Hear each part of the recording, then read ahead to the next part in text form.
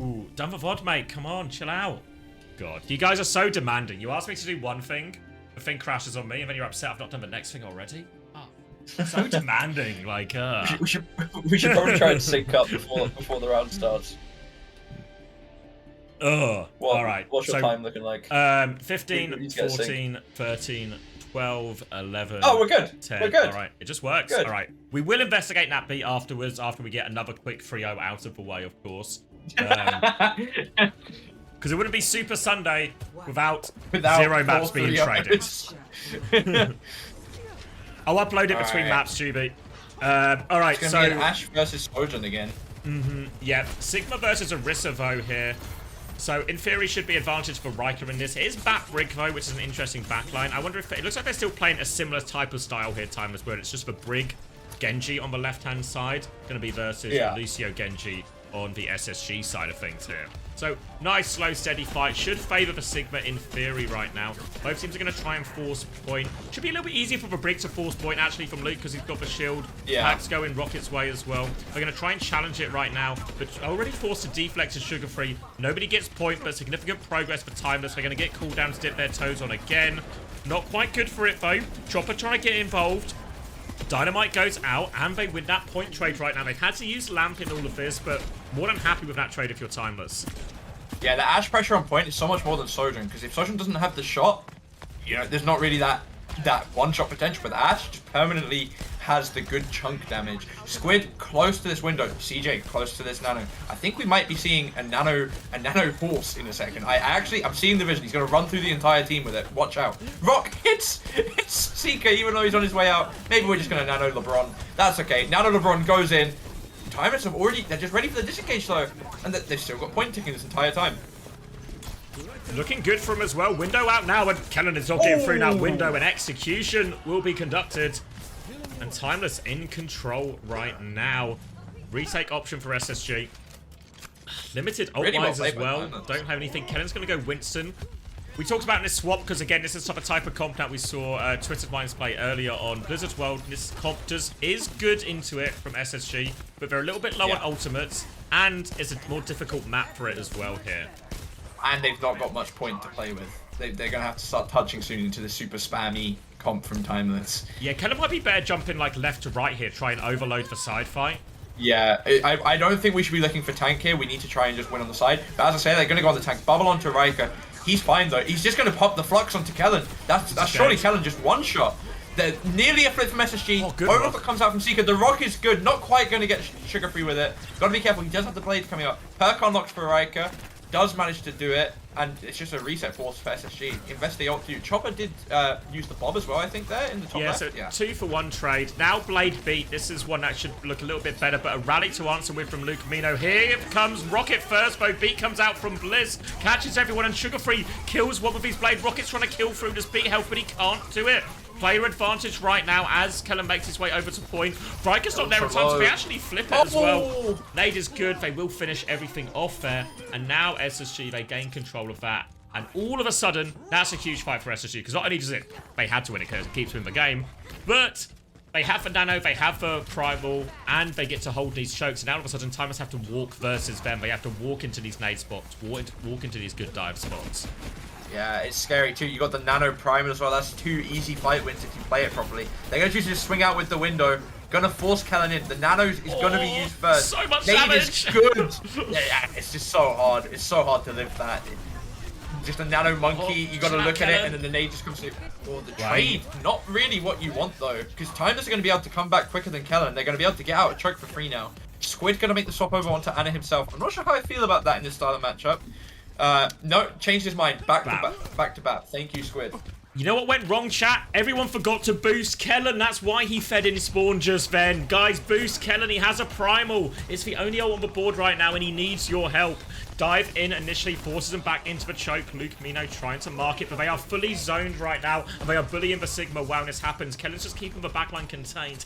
And this is a problem for Timeless. How can they walk forward? They're contained. One more jump in from Kellen. Body block onto Chopper. The boosts are working. Primal comes out, boops him out of lamp.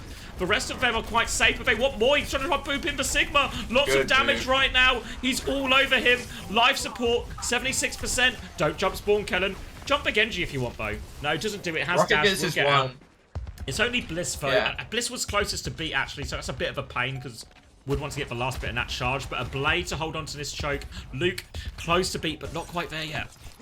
Yeah, you're going to need this beat from Luke, probably just to survive walking out a choke. Rocket looking left side towards Sugar Free. He's going to be the one to go for the touch here for Timeless. Riker's walking out, has the flux. I think he needs to use it early just to try and force things, honestly. Force Touch, an early just beat going to would be reasonable, yeah. It's going to be a slow touch. We're not trying to get the cap. We're trying to play for the fight. Flux, Nope. beat both out. Blade Beat is from open Lupino for in Sugar Free. response. Yeah, Nano Blade. got all eyes on Sugar Free now. Oh, Kellen dies. Sugar Free can still carry, though. Nano Blade into the air, all over it. Lamp is there, takes care of the Lamp. Squid's going to be finished off by CJ, just looking for the Sigma on point. Has enough damage. Nothing the Sigma can do against a Nano Blade, really. And it will not even be a touch. It's really well played by SSG, actually. They do the monkey swap after first fight. Well, yeah, I think it was first fight. They realize the type of matchup they have to play. They're good at engaging on the choke and the spawn, and then they just end up winning it off of the ult cycle. Let's see what they decide to play on Nepal Village. The ball in spawn from Riker. So we might be seeing a very similar matchup than we did on Blizzard World last series. The Hazard coming out. Good pick. You know I'm a Hazard lover. This guy loves Hazard. So this guy loves Hazard. All right, good news and bad news. I think it's good. Good news is I've been sent a clip of the Ajax, so we can watch that between the maps. Bad news is Rack has leaked for bloody clean feed again somehow. No! Rack! Winston and for SSG on this first one. And CJ's trying to kill Chopper. The nade is not massive. There were two nades there. Gargantuan nade. I think Sugar Free I think Sugar Free deflected the first nade because they were naded before he killed him with nade. Were they on Anna? Did they swap? Were they not on Lucio Juno? Yeah, maybe I'm tripping actually. I don't know. I swear he... The biotic bounce is that's what you saw. That's what you saw. Yeah, the biotic bounce. So it gets 2 splashes. Yeah, so he did get killed by the second nade. I was correct. Still, right. Gonna get the touch though. Yeah, they die so quickly they can contest before cap. They still concede it though. So first capture, but now SSG's position not the greatest here right now. Hazard above them. Rocket coming in through this left-hand side. Slide forward from Seeker. No fear of this Tracer, apparently. Will force the recall, actually. Seeker needs a little bit of help, and I guess Seeker was right not to have fear. Manages to survive that one. They're back on the high ground. And Rocket still has this flank, but Blissey is marking him right now. Rocket's going to blink back to point. Has that recall. Blinks back round. Blinks into the Ana right now. Misses for melee. And Rocket is just being ignored, really, for the most part right now. Goes back. Gets for Mega as well. UV doesn't care. Rocket is on the run. Blissey's coming for him. Rocket has just been bullied and ignored and disrespected by this SSG backline. And they've held on to the point during all of this. Yeah, I'm not really sure what's happening from Timeless. They seem to have not actually been able to get an engage. They've just been on the back foot. And, of course, this entire time, points just been ticking. Riker going to get caught on the way out of here. And I think... No, they're not going to keep going. But, yeah, really messy from Timeless. Not really looking for the fight there. CJ. Now, yeah, sorry, I got the name wrong on the previous one. Carry on. Now, the games are over so quick, I can't keep up. five ults, only 40% left needed. Timeless also coming up on 5 ults. Maybe a beam out of kitchen here. Looking for it now. Dive in from Kennedy. Does have a primal. Just going to force him back right now. Regroup with Riker in main. Squid has this Raven nade. Biotic bounce. Good hits nade. 3 of them again on the back ropes. Drop in, and Squid is in all sorts of trouble. Needs for Lucio Peel. Will be trying to juke away. Go forward with the Ray. He's low though. Kellen kills it with the primal. Keep boosting Kellen. He's acid again. They can't use this Ray because they are just getting taken for an absolute ride. Heavy landing perk as well for Kellen. No escape for Chopper. Kellen will regroup on the point, and we are in a desperate touch situation, so Squid is going to try and res Chopper. Thank you, Miss Shanku, for the prime as well. Hiding with the Pulses Rocket, but they need something special here, because Rocket needs to get the touch as well. Sleep is missed. Recall force. Doesn't have the blink perk yet. Riker gets back in, gets the touch. Going to get a hefty chunk of it. Luke has popped the beat. Beat comes out from Bliss just about to CJ. Force is good, but the nano on himself. Seeker with the nano overclock now. Finds Rocket. Finds Squid. Oh. Shooting gallery. Blade comes out from Sugar Free as well, just to really rub salt in the wound. That was a very big nano self perk gap there, you know, like the value from that pretty good. Ooh, thank you, Miss Shanku, as well, for the 1 community gift as well. I should warn you, though, if you are trying to get the community, the Rainy Day Tracer skin, I don't think primes count. So maybe double check if you got it in your drops. If not, unfortunately, you might be in a second gift situation. Just want to keep it completely honest with you here. Thank you, though. I am grateful. So my left side, right side theory of the scoreboards is clearly out the window, but that map is fairly dominant from SSG. We could still be on for a 3 Overwatch. Ooh, beat clip. Good shout, Sager. Good reminder. And then we'll look at... then I'll choke to death. Then we'll look at numbers. Oh, pardon me. All right. Downloads. Where's my thing? This one. All right. Can I put this here? All right. Can we also... Okay. Everyone looking? Locked in. Dialed. Okay. Full screen out of respect. Out of respect. All right. Vega comes through. Everyone's just TP'd. Vega's like Beak pushing around, but Infected is round this corner, or like on the coast. RuPaul is tucked back inside because the Ray's coming and Tree is on the flank. So Vega is the only person going in. That's tragic, actually. That is unfortunate circumstances.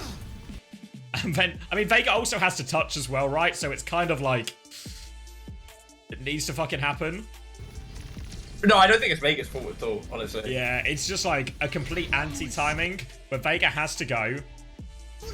If you have the beat there, should you not be really willing to like push through a beat and try and flip towards the point? Like, sure, you might get booped, but that's just, I don't know. Maybe I don't know. I don't know. I'm not so bothered about RuPaul because I think RuPaul just has to play his life a little bit against the Ray. Yeah. And Kuth has Annihilation, all of this. I don't know why Infected's not further in. That's the big one, I think. Yeah, for sure. Like, I mean, Infected has to be in a spot to get his beat here, you know? Yeah. Like, no way you're not. And maybe he got booped by Admiral on coast, potentially? Admiral's on point, That'd be an impressive boop. That'd be an impressive boop. But Berg's not that good, mate.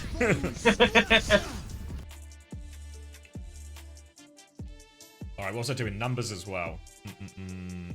Close that one, refresh this, that one, face it. Looked really bad without context. Yeah, because we watched it from Tree's point of view, right? So we just see a beat go off. Nobody get it, even though it looked like Vega was grouped with everyone on that side. All right. Number-wise, CJ did not die. That's good. Seeker only died once. Good map. Pretty good. Yeah, massive. Fucking massive. I need to just delete that bloody word. Huge KDs from SSG. Really, once they swapped onto that Winston version of a comp, it was one-way traffic. Yeah, for sure.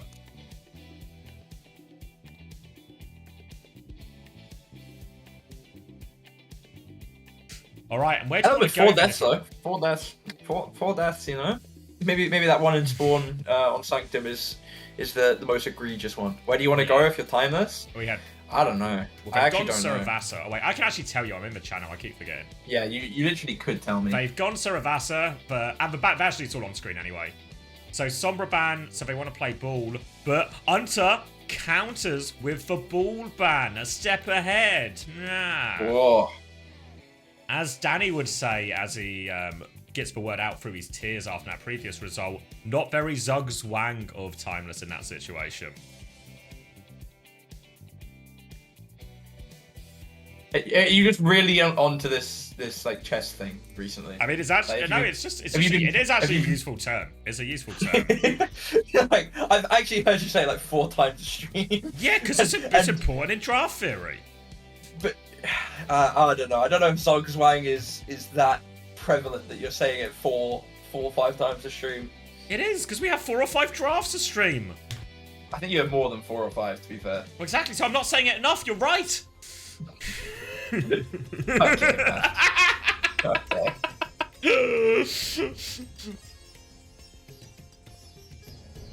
I think I was having this conversation, maybe it was with Chris and Hunter at the time, but like that, even maybe in current meta, the way the hero bans go, now a lot of the time, second ban is almost more powerful in some of these situations.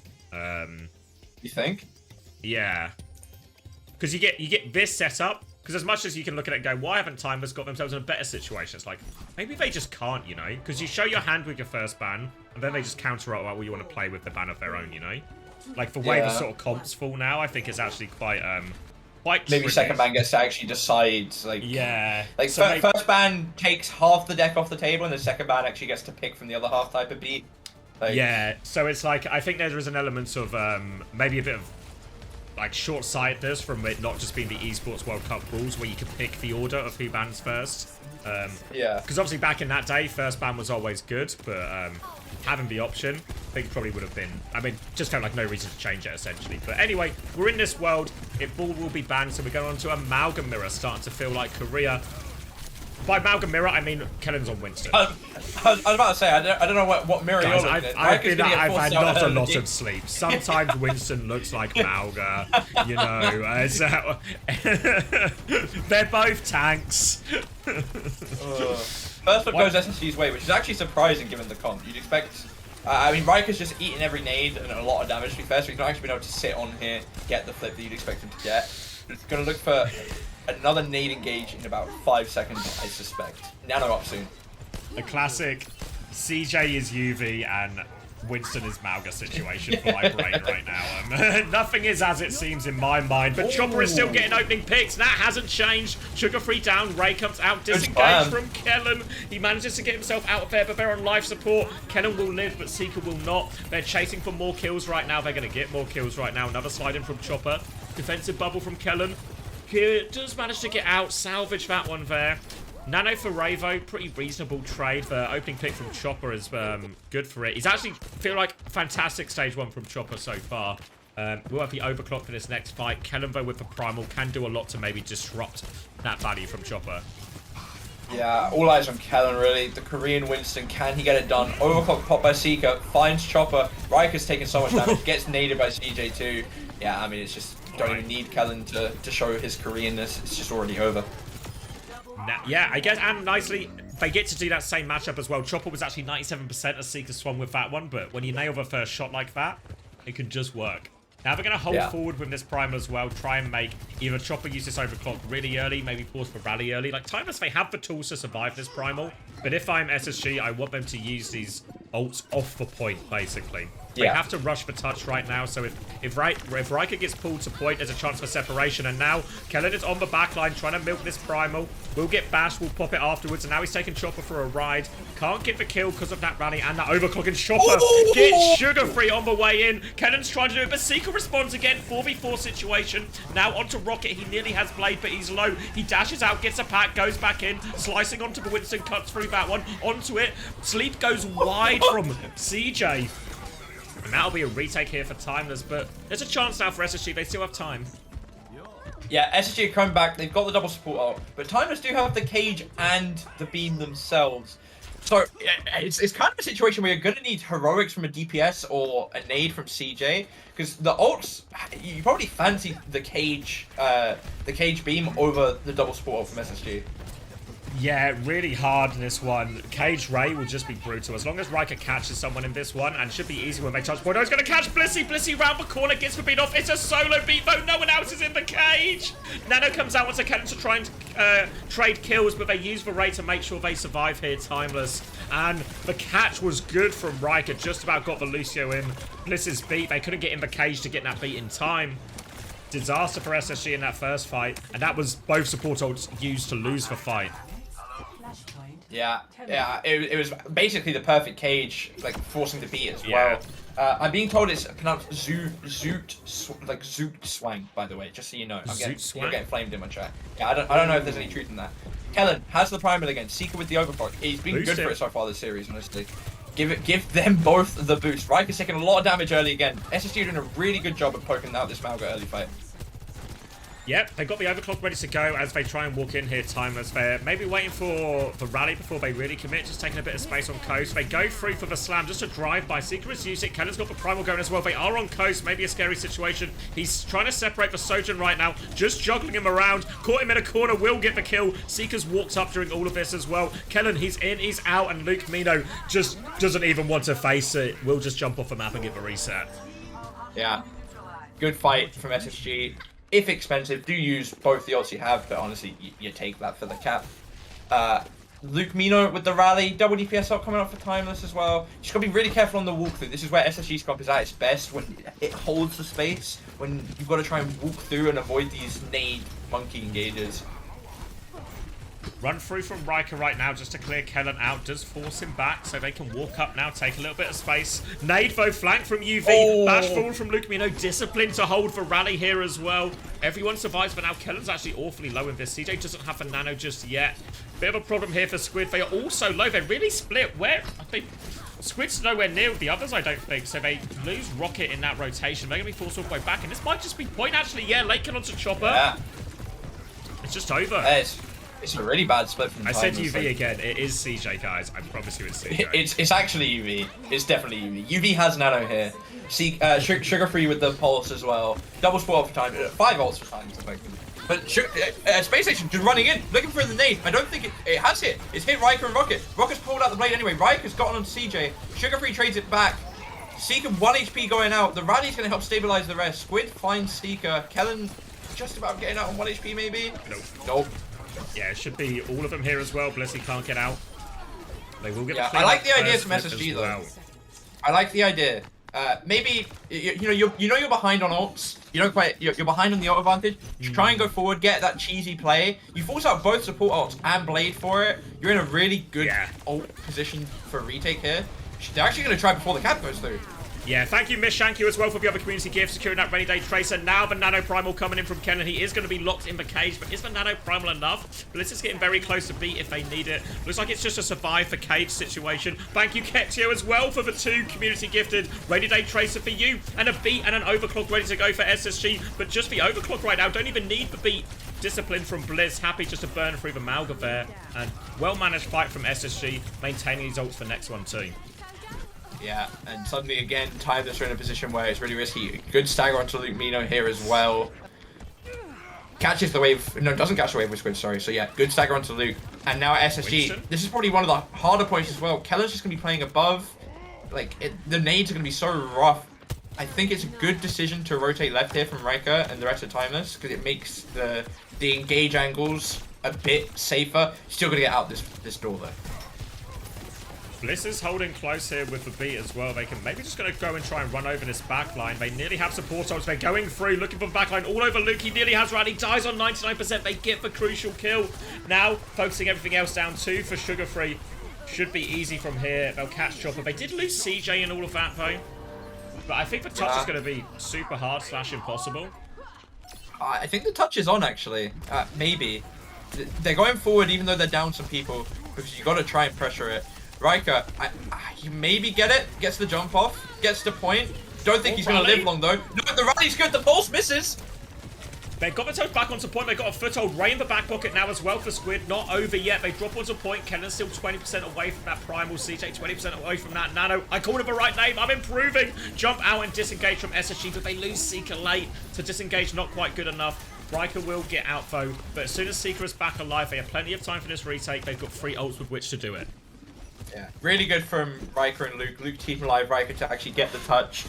Scary though now, because you've got Nano, Primal, and Overclock. The Nano can go on either the Overclock or the Monkey beforehand. They're actually just walking in. They're being allowed to walk in for free. Double force. Nano Overclock goes down. Overclock. CJ's got it as well. Oh, just deleted. Yeah. I don't know what I'm even looking for Timeless to do that. Like, can you engage early if you're on Juno Brig? I mean, he's going to swap to Anna right now. Yeah, it was kind of just for the ultimate. Rocket's found a trade in all of this, but it's not enough, I don't think. They're going to go for wall. Riker's popped for Primal. They think they can do it. Never mind. Going to come back. He catches CJ, though. Riker is going to be low after this, though. Luke Mino doesn't have a beat. Kennen still has for Primal. They're trying to manage the touch as much as possible. Boot back, though, catches Luke. And, oh, they do trigger it. Sleep onto Kennen. Can they convert the kills? Kennen's going to Primal his way out of this one. Now will get the cleanup, I think, as a result of this. They are still all low. Anna is back, but Squid, but just back in time to get juggled up into the air and off the map by Kellen. See you later. And it does at least force the extra Primal out there. So it's not the worst from Timeless, but the result of these swaps means they are just a little bit behind on ults. Yeah, it was a bit foregone that they lost, but at least you got a 20% Primal advantage now. Like, that's effectively what you got. Squid is ahead on the Nano as well, which is probably the biggest swing ult. And you have the Overclock coming up. They are in a good position. SSG get to the point first, though, so they're going to be able to hold the space. maybe a flank up top hit. A bell is going off for some I reason. heard the ding as well. What does that mean? They're happy with what I'm saying, I think. Dinner's ready. Sugar-free, nearly dead. The first good opinion of the stream being recognised there. Sugar-free is going to have his recall force, but it's a beat push in response from Bliss. Luke, Mino, and Squid, they don't have their ults just yet, but it's Overclock is just keeping SSG at arm's length right now, but SSG have control of a point. Riker comes back with this nano. Boop is good, both finds. No reasonable value. Luke, Mino getting close to beat. Sugar-free still with a pulse in all of this right now. Just trying to focus down for Winston. The nade catches Riker as well. Sugar-free still with this pulse bomb. Doesn't even need it in the end. Squid in his sights next. Recall will be used back to full blinks, and Chopper's just going to land right in front of him. Nice, easy cleanup. In the end, again, CJ the difference maker with these nades. Yeah, CJ's been playing really, really well today, actually. I think he's very clearly got an understanding of what it is he needs to do and when. Losing the fight with Nano Overclock feels a bit rough. I don't even think SSG used any ults, did they? So that's a 2-ult fight lost. And now you're really in the danger zone here, because that nano Overclock or the nano primal is coming back up again, and we've seen how deadly SSG are with those ults. Worst case scenario now, it's going to be a quick disengage for Luke. Drops the amp, tries to get themselves out of that one. But this means SSG, they get to hold all of these ults for last, and they have that same option again. Nano Overclock is there. Luke just have a beat, Riker has for primal as well, so there's a chance it's a big ult fight potential, but SSG they're going to hold forward, and Rocket might be forced out of a fight because he has to touch point in all of this. Yeah, want the fight off point, make sure time this is ult as hard to use as possible. Nano Overclock on Seeker again, beat is too late, pulse whiff from Rocket, Sugar-free finds Squid. Riker is on point, has the primal, going to have to pop it because it's last point. Can he do it? It's actually a pretty good juggle, but the counter juggle! He's too Korean! He's so Korean! The counter juggle onto Riker. Beat just for overkill. Couldn't have AJ'd it yesterday for me, Bliss, could you? Good for him. And yeah, we're looking for 3 Overwatch, I think, at this point. Yeah, I think we have to consider as well, there has to be maybe some questions raised of, if you are timeless, why did we end up in a Winston mirror versus Kellen? Yeah. I think one time was really good at the hazard comp as well. That's what they had. Yeah, they were really good in that week 1. Yeah. Hazard's good, guys. I'm telling you. You could. They did play it on Nepal, maybe. I feel like I've seen them play the series actually, and it didn't work for them. Maybe that was the game before. I don't know, but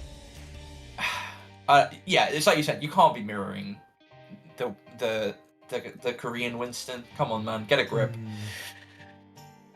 Would you be mirroring the European on Ryan right now? I don't think so. So why would you do it to the Korean on multiple times Winston? in Overwatch League. Oh, no. Not true. Not true. Hazard such a piece of shit? Yeah, but he's an OP piece of shit. Yeah, just like protect Bamatorb or something. Yeah.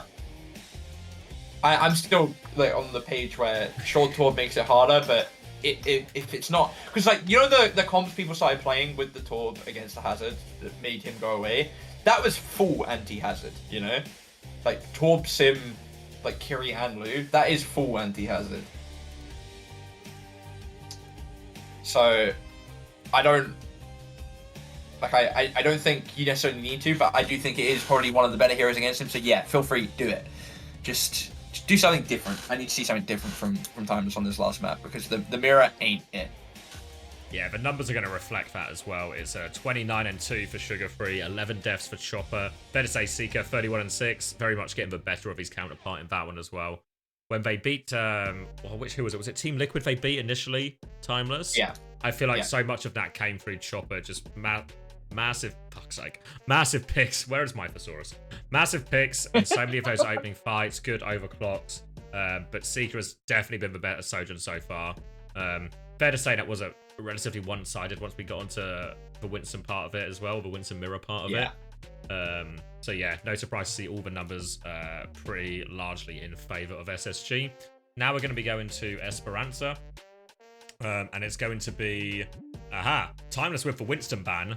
And Unter is going to ban the Sombra in response. Okay, so presumably Kellen the Fun's going to be on board? That's what they're anticipating at least, isn't it? So they want to try and force the Hazard mirror maybe potentially here. Or the Malga as well, possibly. Well, no, presumably the Sombra ban's because you want your team to play ball, right? Oh, yeah, you're right. Yeah. Yeah. But I mean, from Timeless, I think are going to be wanting the Hazard or wanting the Mauga. Maybe they go Mauga if they anticipate the ball. Yeah, if you think they're on ball, then the Mauga suddenly becomes a lot more appealing, I think, you know?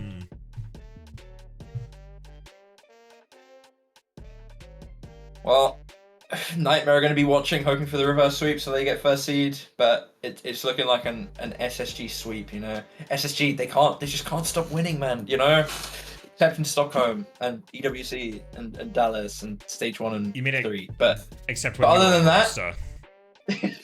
Okay, man. Okay. We won! We won! I got dubs!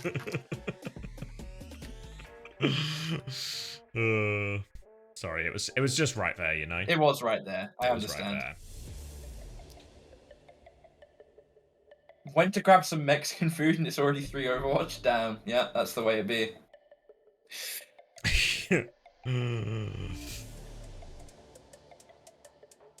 What's Unter banning Sombra for? Are you trying to force the Unter hate? He's banning it so they can play ball. Let a man force the Sombra hate. Come on. It's for Max. He deserves it, okay? And the good news is, now he saves that Ash ban for the match point situation when they're on the verge of getting reverse swept. For the reverse sweep match point. That 5 years.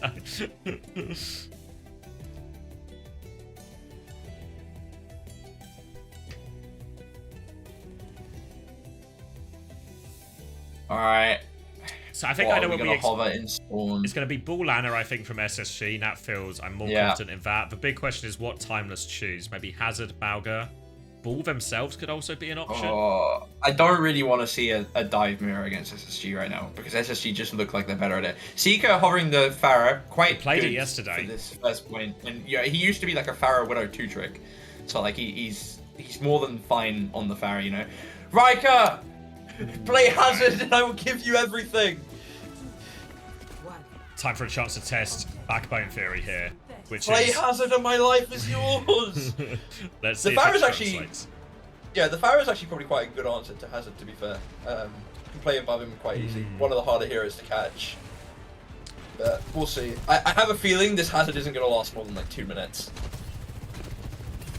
Alright, Bull setting up on the opposite side. Timeless going to position themselves behind where the objective starts right now.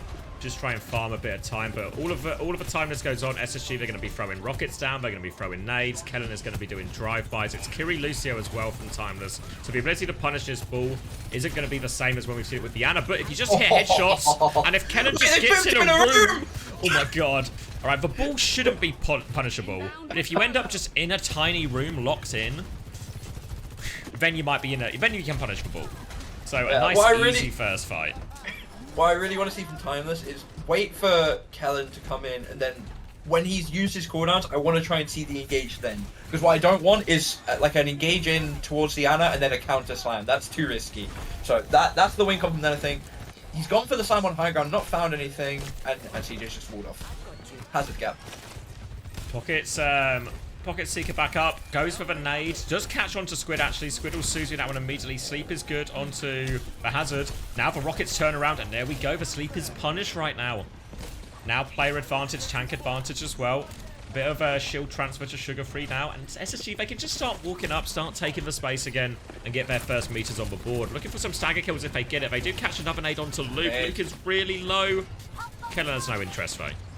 And Riker over onto the ball now. I do think the Pharah actually is a good answer against Hazard. Because as we see, like when that sleep goes through, you actually can one-shot him. Kellen looking for a boop through now. Luke is out the window. Not really going to be anything of consequence though. And Rocket's just going to run him down. Force him out. Yeah, Riker's in the back now as well, but remember they do have that sleep punish available. Riker's down to 160 HP. In the sky, 68 HP, getting chased out. Oh. Sugar Free has his recall force for Nano onto Seeker though, and he finds himself in Luke Mino's face. We'll finish off that next kill. Trying to get out of this. Pulse Bomb comes out. Barrage round the corner. Gets one. Gets two. Worthwhile in the end. They'll finish off Squid. And now they should be able to get Cap right now. Just Riker behind. But Riker just has to play his life. No other option. Yeah. I mean, Nano Barrage is always going to get some kind of value. It's so rough for Riker, actually. I think he's so much more easily punishable than Kellen. You're really looking to Chopper here for... Chopper and Rocket just for more individual brilliances of play. to try and carry some of this. The cap does go through before touch comes out. Riker stepped again. Groggy gonna take so much damage. The Farah just I actually don't think he can play it. I think he has to go D.Va. I don't think he can play this because every single sleep he is going to die. Now the Kitsune Rush comes out from Squid to try and turn this fight, but there's nobody to turn it on. SSG are going to take a casual walk back, and actually CJ, maybe too casual with a walk back, will get caught. If only there was some kind of hero that could have helped sped him out of that situation. Oh well. So SSG will have to concede a bit of space there instead, and we'll get a chance on this middle fight again. Riker is rolling through, doesn't find anything on that first go through. Kellen has the mines first here. Just trying to take Seeker out of the game a little bit here, but Seeker, I think he's got Blissey with him there as well, just getting that pocket, or at least has line of sight to Izana. Riker is on the roof. Beat comes through from Bliss, catches everyone except CJ as they walk forward. Luke Mino's beat catches everyone. Nade onto Chopper is Sudo. Sleep goes through as well. No punish onto that though, and oh, Luke! Oh, he's going to get caught as well. And SSG are just good for it. Yeah, I mean, SSG, they're just so clean with these like late fight dives. They're so good at like trading the cooldowns early and then seemingly finding the needle through the thread to get in and push the advantage. Minefield for Kellen, Nano up for CJ again, and you're at the point of the map where you can just park your Ana up on this high ground. She doesn't have to do anything. There's no threat. You've got such a lead. You don't need to do anything. The onus is all on Timeless. Maybe a good play with Minefield here could make it hard for SSG to stay on the high ground, but it's going to be a rough one. I think it wasn't an Ajax though. It was just as like a sleep afterwards though. I think everyone got beat. Yeah, it was a sleep afterwards. Yeah. They're going to try and mark Riker. Speaking of sleeps, Riker is also taking a nap. He's just dead again. And yeah, you're actually right. I know he's got the minefield, so there's sort of an onus to use this before you swap type thing. But right now, having all sorts of problems. They do trade Seeker at least, but with the tank advantage, they can just keep pushing them back right now. Bullying his Sojin out of position, gaining a few more meters. You can see Chopper's trying to hold it right now. Oh, Bliss is maybe in trouble underneath. Boot back, forces for recall. They hold on, and they will be able to get back to this one pretty quickly. Riker is going for it again. He's going to get slept for Minefield for Pulse Bomb. Not enough, actually. Barrage comes through. Sugar Free doesn't find his way out of there, but Minefield actually ends up getting good value. Seeker's killed for backline. Seeker's killed 3 before getting taken down. 2v2 situation. Health advantage for Riker, though, so Kellen's going to try and get out. Can't get out. Timeless do win for 5, but it's a really scrappy one, so won't get too many off this. Yeah, they're going to get maybe... It wouldn't surprise me if they don't even get any meters, because Kellen's going to be back so quick. SSG are basically already here. Rocket's got the pulse, going to need something from him. We've got the nano. I think we're going to see a nano Farah, like, dive onto the backline here. Yeah, 2 meters given over for that fight win that took 5 minutes to get. So a real rough one for Timeless. Yeah. Now SSG have not really both what you want. ults. Mine's coming back as well. Eyes onto Seeker as we expect that nano to go his direction. Don't have to rush anything either. Kellen is actually low HP behind, so they might just top up Kellen before they go and do anything. Riker's going to take a slam forward right now. Nano comes out. Pulse Bomb is there, though. CJ will get traded by that one. CK's trying to do the same. Seeker's trying to do the same. A nice little boop and setup there to finish him off. Hits for Rocket onto Rocket as well, which means he's half HP at the end. Riker's trying to steal meters during all of this, leaving Rocket and Squid to finish the fight themselves. Kellen, though, I think just has to reset, really. Bliss has got no chance to reset from that position. And it's another scrappy fight. I think it's a good decision for Riker to go back to try and help. You don't want a chance to get clutched up on. It's not worth the extra few meters. Kellen nearly falling here late, and yeah, just about survives. And now Timeless, they've got the Kitsune to put down on point here, but the Mind's beat coming out after going to be a rough one to deal with. Don't have the beat yourself yet to match, and now we finally have the concussive pull, or whatever it's called, for Seeker. Implosion. So even more value maybe from the. Oh, Kellen! What's happening? Just drunk driving through Main Street right there, and we'll get finished off. Sugarfree's going to die on point as well. This is checkpoint gone as well. And that's disastrous. Yeah, that's none of the ults used for Timeless. They're coming up to a 5 bank right now. And this is, yeah, bad to worse. Need to clutch their way out of this. CJ doesn't have nano. It's going to be overclock from Chopper. Seeker taken down out of the sky. Oh, beat comes through. This is going to try and turn it. Oh, they come through. Oh, Chopper still finds the kills right now. And oh, Sugar Free gets the stick onto Chopper, running down Luke Mino. This fight is still up for grabs. Luke Mino's won. It's a good boot to boot him back. He's scared to go out. Cut. They flip the lead. They've stolen it. Goes down. 7 centimeters. Lumino's gonna go away. Riker's gonna fall, but you take that all day, every day. Wait, he's gone. Rocket goes back in. Doesn't play his life. Interesting. Just fighting. And suddenly SSG used 4 ults for Timeless's 4 ults, but they also gave away the lead. Pulse versus Barrage going into this next fight now. Rocket gets forward Eyes on scored as Seeker well and out Rocket. of that as well. So Yeah. all to play for. Final 2 minutes. These leads are couldn't be smaller really. Well, could be 6 centimeters smaller, but you guys know what I mean, right? Seeker's gonna have a barrage for his next fight. Is above him right now. If they push up or to try and take high ground, they could be in trouble. Kellen's actually low. They need to use all the cooldowns on that. Now though, on the back foot, SSG conceding a bit of space, and Seeker's gonna get caught while they take that step back. Kellen's boop is gonna be Slam is gonna be booped back. Now Riker's going in, trying to find these trade kills, looking for an exit here. CJ also onto the Kiri during all of this. Now will be forced out. Bliss won't be so lucky, and SSG are making a mess of this finish. Well, on the bright side, maybe we don't get some 3 Overwatch. We'll see, though. Still a minute and a half left. Rocket with the pulse. Seeker dies late again. Riker does get traded back, though. But, I mean, Riker's probably back first, presumably. Yeah. Need forward spawns. Yeah, really want forward spawns. Sugar Free doing his best to stop it. It does go through, though. Before Recall goes out, they both have the perks, so neither of them should die. Kellen's going in again. Gotta be careful. You're gonna take some unnecessary damage, maybe. It's fine. Cart's pushing up. Kellen's looking to go clear the high ground. Final fight territory, getting very close to it. 1 minute Seeker onto Sojourn as well right now. Disruptor shot. Doesn't really do too much to Riker right now. Slam onto the high ground. Don't find any follow-up with that. Boot onto Riker. He can't find any forward momentum. Kellen nearly has the mines for his next engage, and Riker's low on HP. They need to swing towards this high ground at a certain point here, SSG. Luke doesn't quite have beat right yet. Kellen has the mines ready to go, though. Can he find the opening for his team? Very big ult fight in hand. All the support ults coming up as well. Narrow margins. Shield transfer to the rest of Timeless right now. Trigger Free looking for it. Kitsune rush to start it. Luke Mino responds with the beat. Bliss has a chance for a much later beat, but not if he goes down to Riker. Disaster for Bliss. He's been caught right now. No counter beat. They're going to kill Sugar Free and Timeless. They're just going to take it off the back of this. CJ finds one trade. Didn't see exactly what happened to Bliss and all of that. Still a chance for another take here, but they're going to come back and touch. Trade. Yeah, Bull can sort out. They're going to come back and touch. Time to still have 4 ults. Like, they did use equal ults that fight. They're going to have Kitsune versus Beat, but extra few meters got as well. Got to be really careful now. Both teams. No one wants to be the first one to fuck up. Oh, then Timeless are letting SSG walk, so they go down below ground. Kellen is behind right now. Doesn't find anything. Oh, this slab is suicide. No. Oh, no. Bliss is going to drop the beat. Doesn't catch Seeker in that one. Even Mines on the point. The robot is moving away from the Mines, though. Going to be pressure onto the backline right now. Suzu has been used by CJ, but Squid TP's in to help Riker with that one. And yeah, it's just over there. And just mistake after mistake after mistake. Yeah, I don't know what happened. It felt like at one point a switch just got flipped, and suddenly, you know, it went from Riker getting slept and killed to just SSG get picked over and over and over. Like I'm genuinely not sure what the change was. This was really, they had like a really dodgy finish to Esperanza yesterday, but SSG was just like the better team, so it all worked out. I feel like whenever it gets to the last minute of push, SSG go in from being one of the best teams in North America to like top 20. There's something about the last minute of push that just sees them fall off a cliff. I'm going to choose to blame their coach for this. Sounds like the type of thing a coach would be able to fix. Who's their coach again? Oh, yes, it's Maximilian Unter. Guys, can we please play well for all 10 minutes instead of 9? Please, guys. What was this in the room first fight, by the way? From Kellen. It's actually, I think someone said it in chat at the time, but like, rather than, you know, bullet, like, what happened to Riker is he was put in a locker by CJ with his groggy perk. What happened to Kellen there is he put himself in the locker first fight. AFK Cosmic, thank you for the Prime.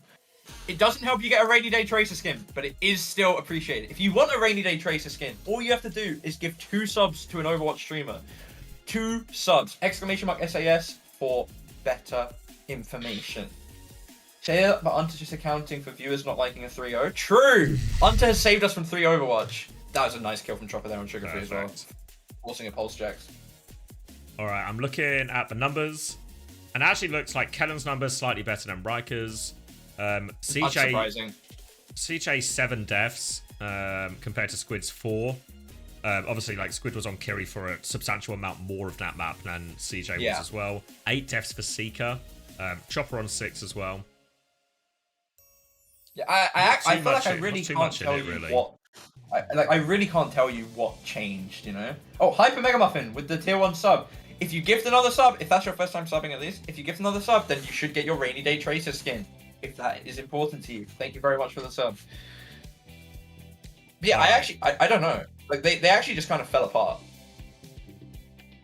Where do you go now if you're SSG? You're trying to just take it to a Winston map, right? Play your Winston Ana, play Tell you by exactly map. where they go. Dorado? Yeah. Yeah. We're going to Dorado. A Zen ban coming out from Unter. And it's going to be a Widow ban in response. Okay.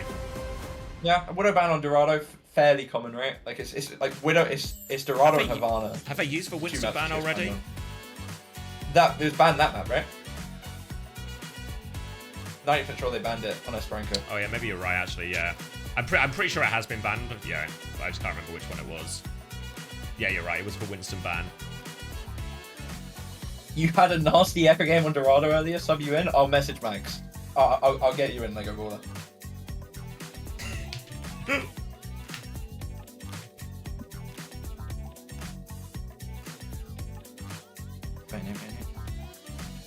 AFK Cosmic with the 100 bits as well. Thank you very much, my friend. Thank you. Doesn't help to a Rainy Day Tracer skin, which you can get by gifting 2 subs, but appreciate it nonetheless. What time for a drink, do you think? Oh yeah, we got 2 minutes. I'm actually going to grab a drink. You're in charge, mate. Hi, chat. How we doing? Can we try and count to 5 again, chat? Do you think we've got that dog in us?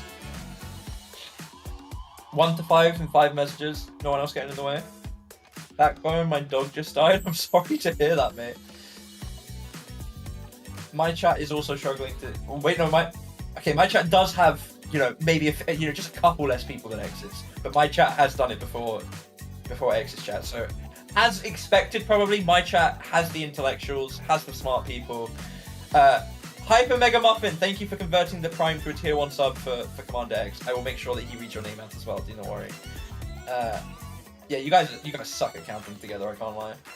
Backbone chat on top, that's what I'm saying, bro. Scholars over here. Yeah. Why does it sound like you're talking to toddlers when you talk to us? You know exactly why, Panda. I'm looking very cute today. Thank you, no idea. I do my best just for you. Has this Backbone guy ever shut up? Literally no. Don't think I've ever shut up a day in my life. Every time X leaves Backbone uncontrollably refers to a nursery school teacher, that is me. Only know how to count to 5. Very true. Got a 1. And Fovite's gone for the 17. Can someone Empreg this man? Can we get an Empreg Fovite? Someone Empreg this man. Why is he dropping a 17? When are you going to a spiritual home team joining SRP? They actually offered me like a week ago, and I said no. So, not happening. You went crazy on main scrim just for me? Thank you, Jack. I appreciate that.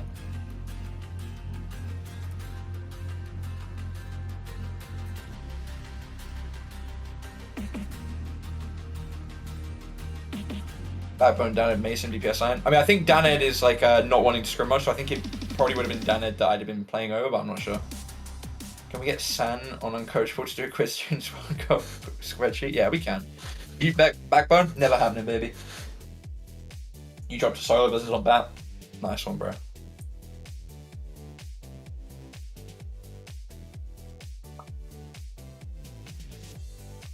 Is Backbone joining SRP check? No. They asked me, I said no. No, I'm not. Stop spreading misinformation, Sova. What's my favorite map? I think it's fairly meta-dependent. Favorite map right now... Actually might be Blizzard World. I quite enjoy Blizzard World in ranked. Emperor Backbone, thank you. Thank you, mate. The Falcons, yeah. Bans are Zen and Widow on this map, I believe. Times back on form like I did against Nightmare on Dorados. Could be a banger map. I hope so. Serious question, who's the smartest player you played with?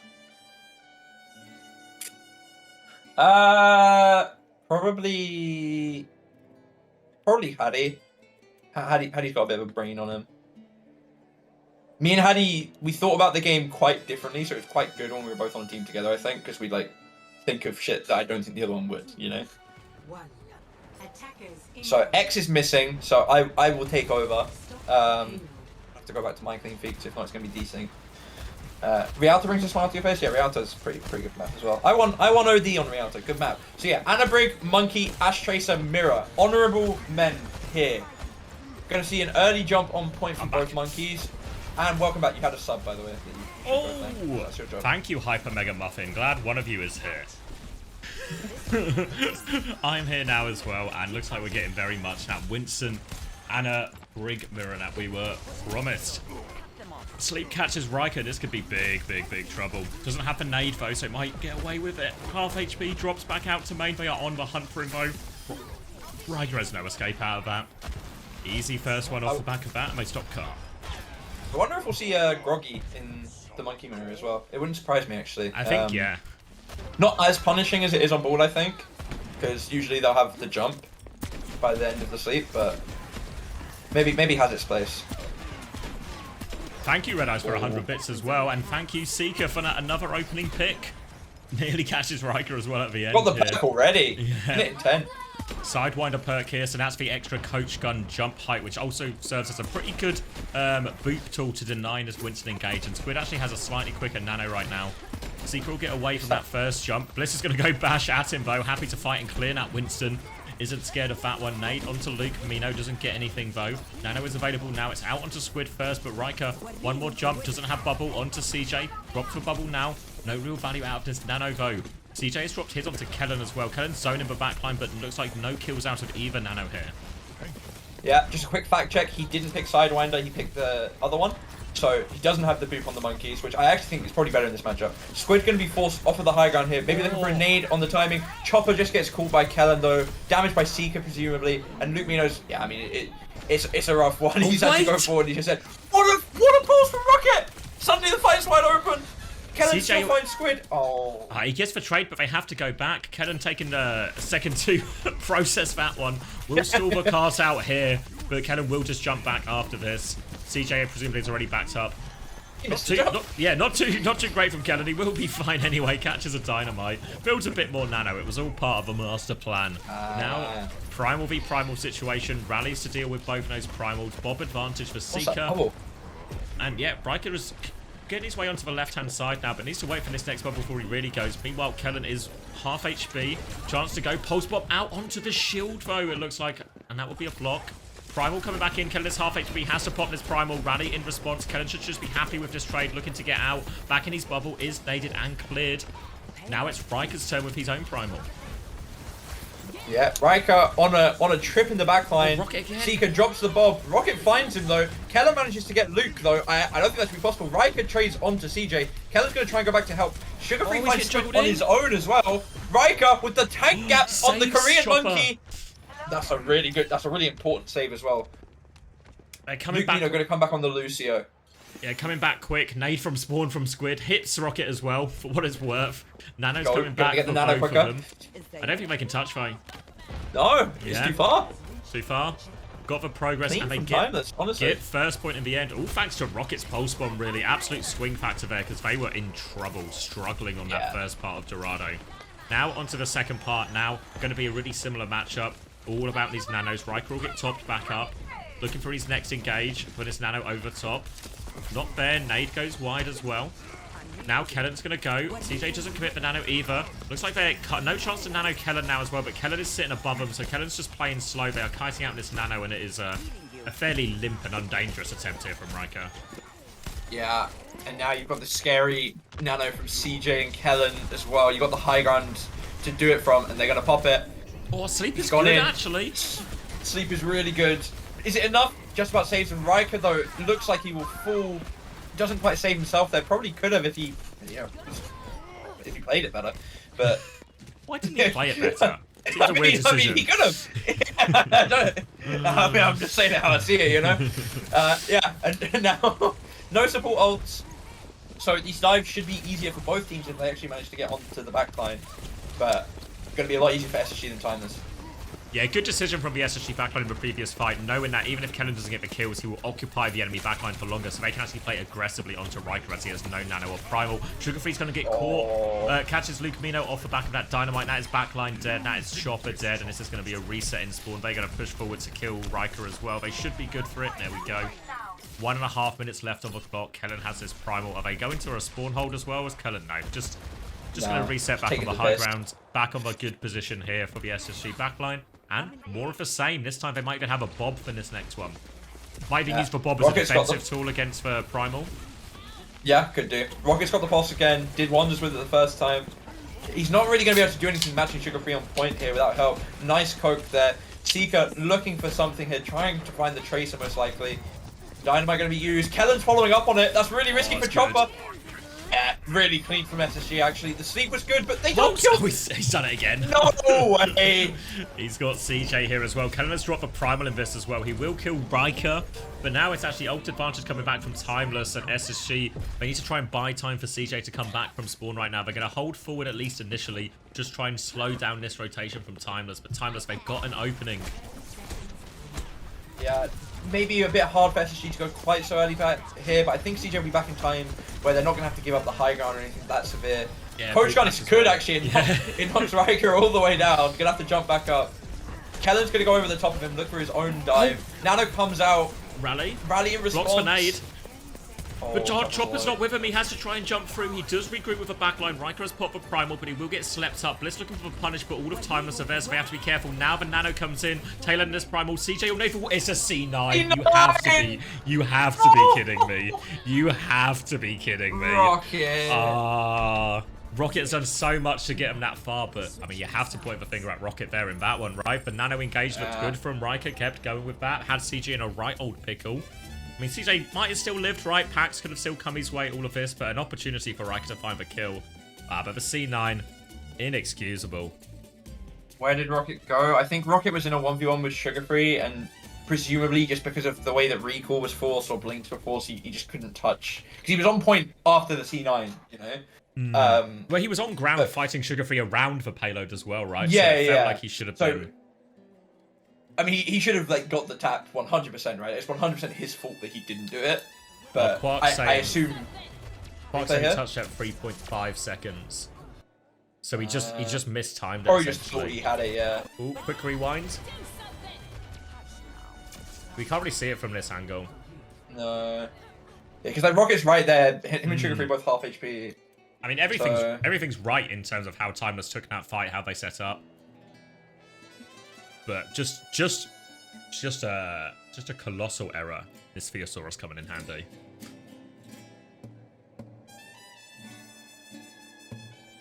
Yeah, we're gonna need to see something. What's funny? Sorry, Jemmy says, guys, this is not a C9. They purposely left the point knowing they wouldn't be able to win the fight. They simply left it to save their strength for the next round. So expect it from a top tier team.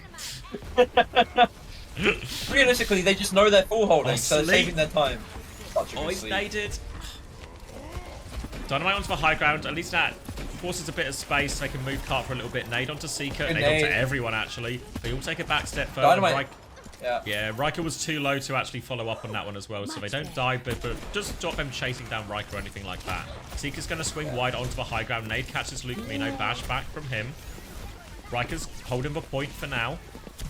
Looking for his next opportunity, Kellen. Next bubble in 2 seconds. We'll just try and clear Riker out a little bit. Bubble onto this. Winston just wants to force him back so they can keep bullying payload right now. But Chopper is still swinging. So Timeless, they're able to hold their space. Yeah, and so there's just a Tracer duel on point, getting meter by meter. Well played by both Tracers there. Got to be careful of Ash coming and bopping you for both sides. Kellen's going to take the top right high ground now. Riker does not want to let him have it. And Kellen's actually really low. Kellen's in danger here. CJ's on the low ground, not got the angle to help him, but he goes and gets the Mega, so he's quite safe. Dynamite, hack, just about saves CJ. Not the Nano now, but Squid's already there. Nano turns now, bubble onto the high ground. Riker with a counter, bubble off. Kellen's going to be separated. CJ actually dies to Chopper during all of that, so no chance for a Nano onto Kellen either. They're going to get all the cleanup, and all of a sudden, starting to look a little bit ropey for SSG here.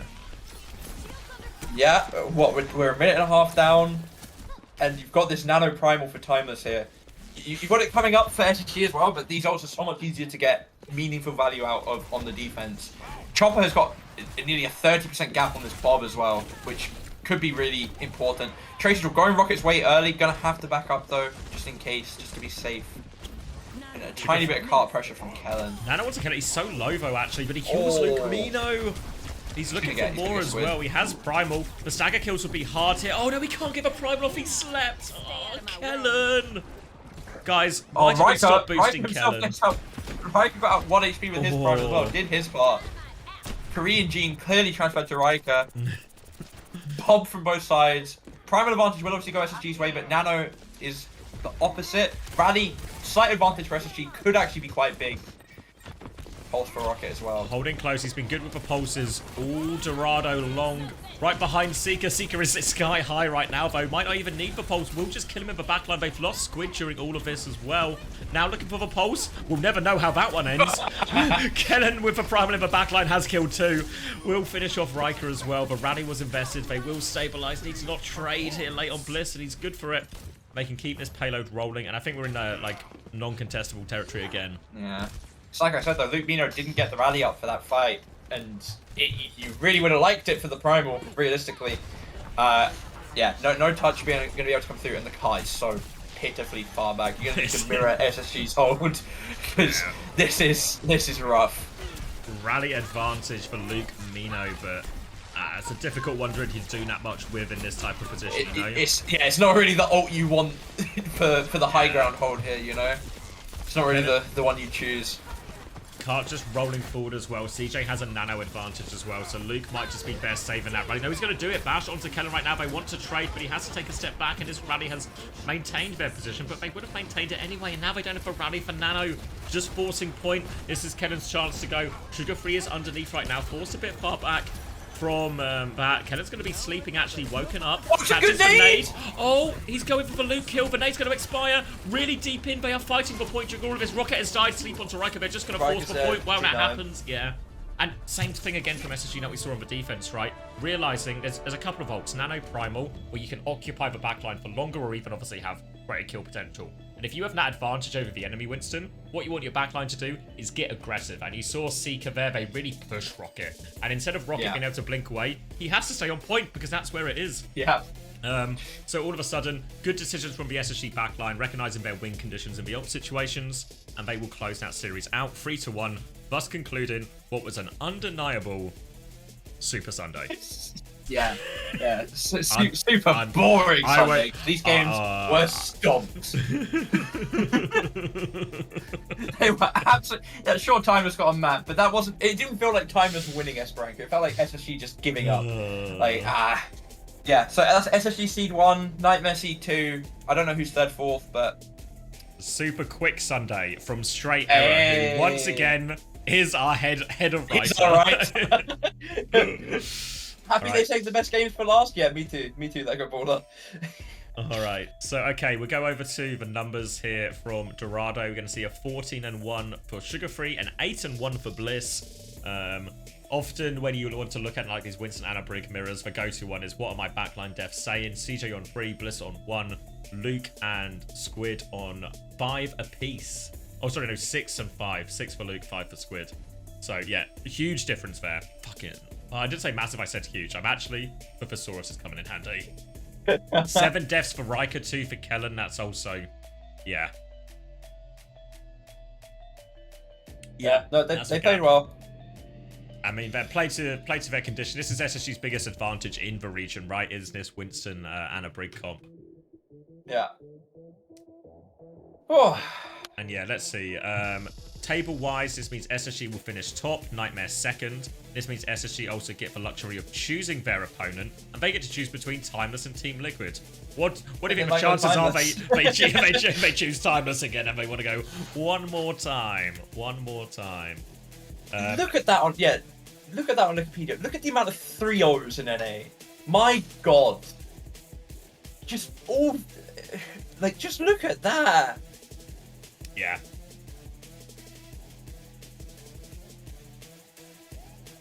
We can see the fact that there was 4 teams all vying for top spot because Timeless and Team Liquid have only just got their second loss of the regular season. Yeah. So yeah, Avidity and Rad will also be going to playoffs as well. They will be going into the lower bracket right now, and we'll just sort of have to await their fate. So this means we're actually probably going to see a Super Sunday rematch in the upper bracket semi-finals next week. Yeah, I mean, that's exactly what it means, right?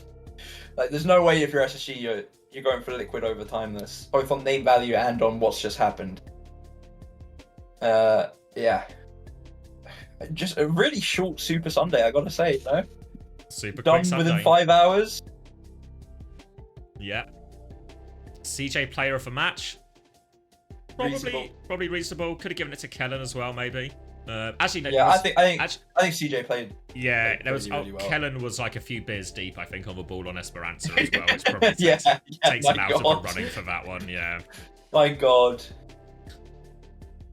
All right, that's gonna be me done, Xavier. I'm Gonna do okay. it. Yeah, I'm gonna say Thank I'll stay for the interview, and I'll stay for we can look a little bit at the playoffs. But you know, Yeah.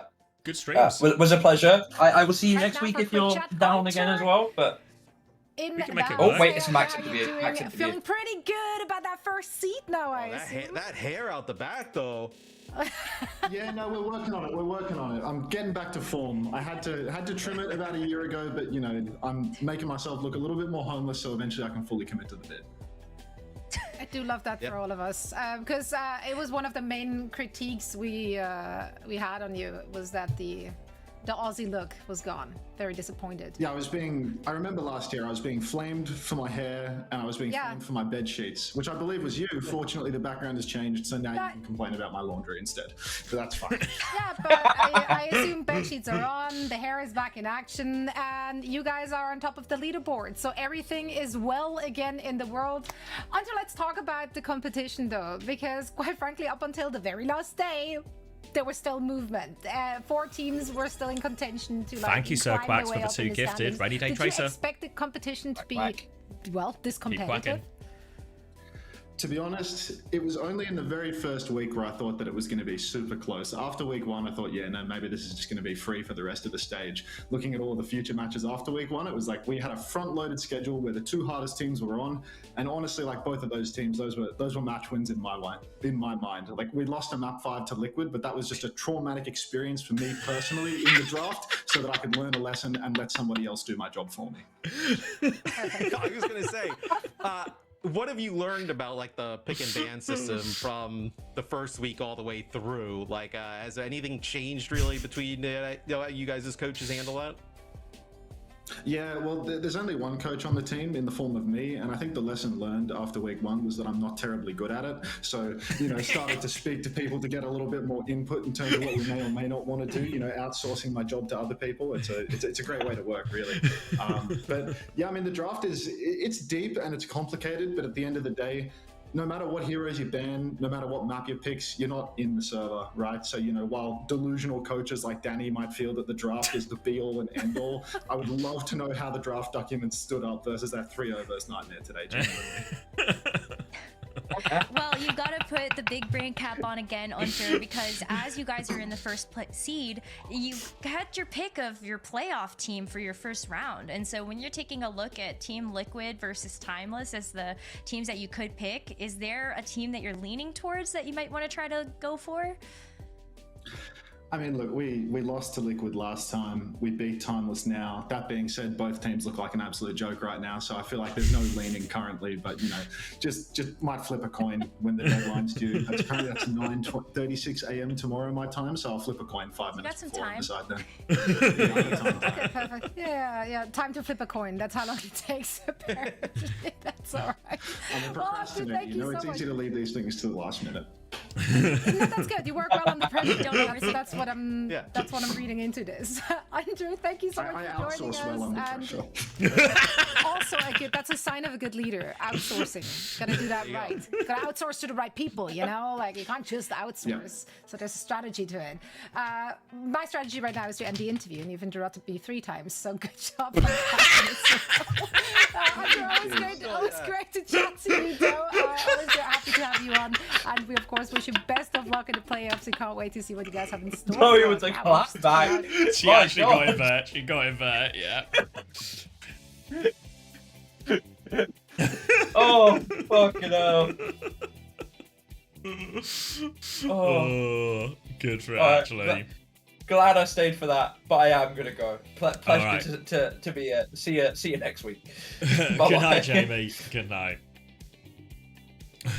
What did she say? She said, well, my plan right now is to end the interview, but you've interrupted me 3 times.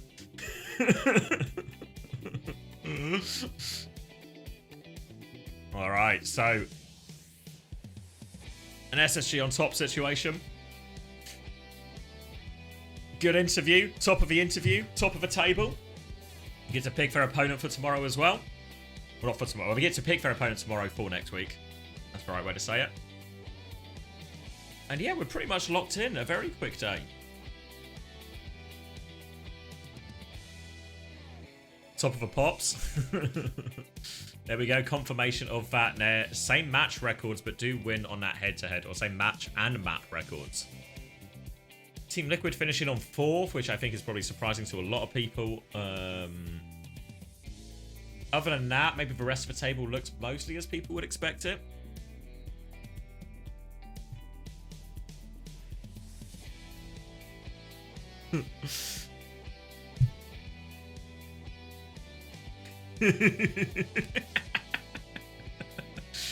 Wait, did I see? I feel like I saw someone talking about it at some point, but it was while the match was on. They have to pick. They have 24 hours to pick Moat, so they have to confirm it by Monday. So I presume they'll just announce it on Twitter or something. Was I told it was a clapback on that Skank 1 tweet? Where am I going? Where am I going? Skank 1. This one? This one. It's the first reply. Let's have a goose. Immo's ineligibility is due to a ban. That's fair. This isn't editorialized and it's providing essential context. Leaving player status vague only undermines competitive integrity. Clarity is key, and this is a factual statement, not unprofessional. Hope this helps. Good luck in your next matches. Yeah, if anything, you know what? I'll carry on with this. But you know what you know what I was saying yesterday, if anyone remembers? I was saying, if anything, I wanted more details. Tell us why he's banned. Give us like what's for Blizzard, what's for like a Blizzard support reason for it, you know? If anything, I wanted more information, more candor. So, alright. Skang1 says, I get other casters don't have to follow admin wording, but the way this was framed made it sound like Immo intentionally got himself banned, which isn't the full story. What is he talking about? Yeah, show the chat logs, not show the chat logs. But no, you know when you say someone's banned, right? What? Because when you say someone's banned, I actually feel you need to clarify, right? Because why is someone banned? Has someone just been banned for a misdemeanor, right? Like language, toxicity, right? Or if they've been banned for cheating. No, these are 2 very different things, for example, right? So I would have actually preferred like just a little bit of like contextualization. Or like a Blizzard account ban or something, you know? Is he banned from OWCS? Is he banned from the game? Which one is it, you know? Like, just sort of read out the ruling on it, essentially. Yeah, yeah, I think you're right. So, yeah, I think if anything, I would rather, like, slightly more detail, if anything, from it, you know? But I think what they said was fine. They said he was banned. Alright. So, there's more replies to this. Let's finish this train. We can see. I guess what are the 3 replies? Is it just random people, not so or anything? I mean, I don't think there's like a need to. The context matters just as much as the match. I don't know what he's talking about. Let's see. Sorry, Chief. We don't just say what we get told to say. Homie was banned and is ineligible to play. Sorry that you don't like how it sounds, but it's factually correct, even if lacking the mitigating context that you'd like to include. But the thing is, there is no mitigating context. Like, I don't buy this. Like, it sounds like. What does this mean? It sounds like he intentionally got himself banned. How does it sound like that? Right? Uber says more. People can assume what they want. I see that the player has gone ahead already, made a clarifying statement on socials, and I think it's a good way to control the narrative. Throwing your toys out of a pram, however, is not. I understand you have to report what happens, but the way it was framed made it sound like Immo intentionally got himself banned. What is he talking about? Like, what is he talking about? Like, he intentionally... It doesn't make it sound like he intentionally got banned. When you say a player has been banned, the way it sounds is that somebody banned them. right? That's how it sounds. They have been banned. Ah, so they have been banned by an authority, another authority, right? At what point does it reflect on, like... It only reflects on Immo, as in, he is therefore presumably the person who has done the thing to get himself banned, right?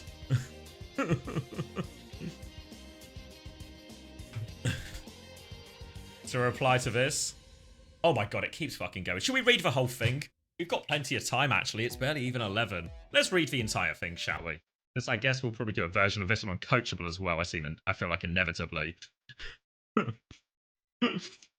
We're just asking for a bit more professionalism when discussing serious situations like this. It's not about throwing toys at the pram. It's about ensuring fairness in how a player's situation is presented to the public. I see. I personally didn't see you asking for anything at all so far. But being using the term professionalism is often applied subjectively. I don't think you publicly tweeting like this necessarily lives up to the descriptor, but here we are.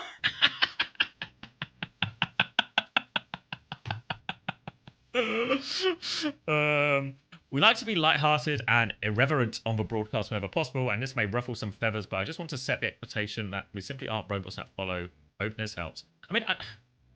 I think if, like, actually, you do want to be, you do want to be professional when you're talking about the ban, serious situation, here are the rules, here have they been applied, blah, blah, blah, blah. But I think that it was fine how they handled it, right? Like, so he explained the situation, didn't feel like there was any sort of, like, jabbing or piss taking or anything like this, you know? I was told by admins that they would communicate ineligible, which is why I assumed that's what would be said on broadcast. Instead, it was when Immo got himself banned. Where is he getting this? Where is he going to get himself banned? I'm sure if I go on, like...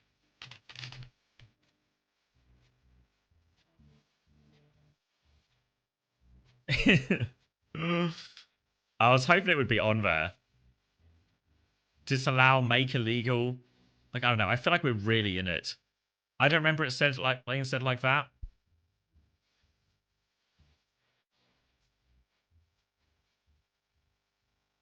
It's probably on here somewhere. I mean, I don't need to prove it to you guys. We all speak English.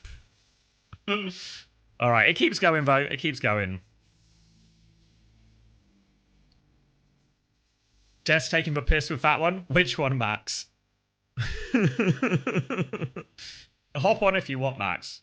We're just we're making our way through this Skeng 1 exchange.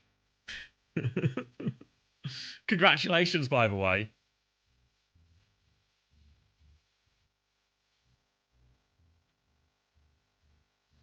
It's the bloke who keeps interrupting, so it sure is, isn't it?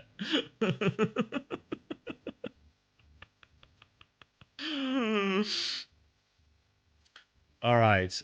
Where are we? Okay, I was told by admins. Oh, yeah, we read that one. Told by admins, blah, blah, blah. It'll be communicators and ineligible. Sorry, our admins, just to set your expectations adequately, mate. For the future, we aren't particularly amenable to being fed verbiage in order to make a player getting banned look more flattering. Can't say I agree with you that the frame was specifically misleading either. It continues. It's not about making this a Skeng. It's not about making anything look flattering. It's about accuracy. If a player gets automatically banned due to a flawed system rather than an intentional rule break, then context matters. The way it was framed implied blame without explaining why, which is misleading. Hate to break it to you, mate, but saying your player got banned is not remotely inaccurate. I get it. You don't like how it could be interpreted, but the way you feel it was framed is subjective. If context matters, then ineligible is also woefully insufficient wording. I mean, this is what... I forgot who said it, sorry, but someone said the same thing, right? Flatly. Ineligible makes it sound like they don't have the correct documentation or something, or like they weren't registered in time. Yeah.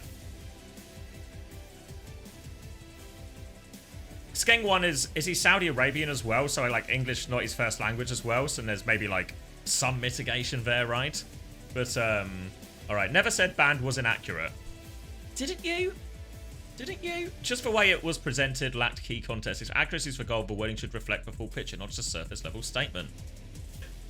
Never said banned is inaccurate.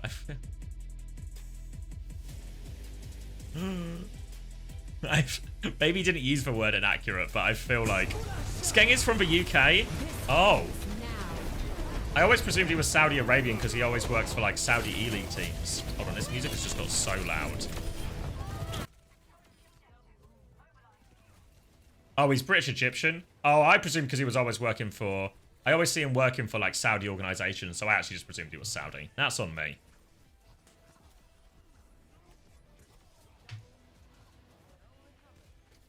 He had a crash out. Which year? Which year was that?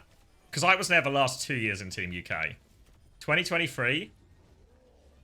Of course it was fucking Tasmo. Is he joking?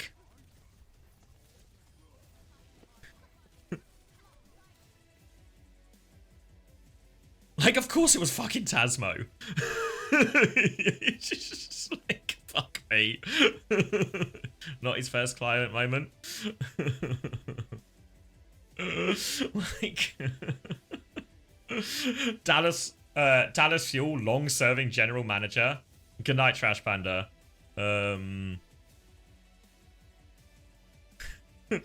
Thanks for everything this weekend. Appreciate the work.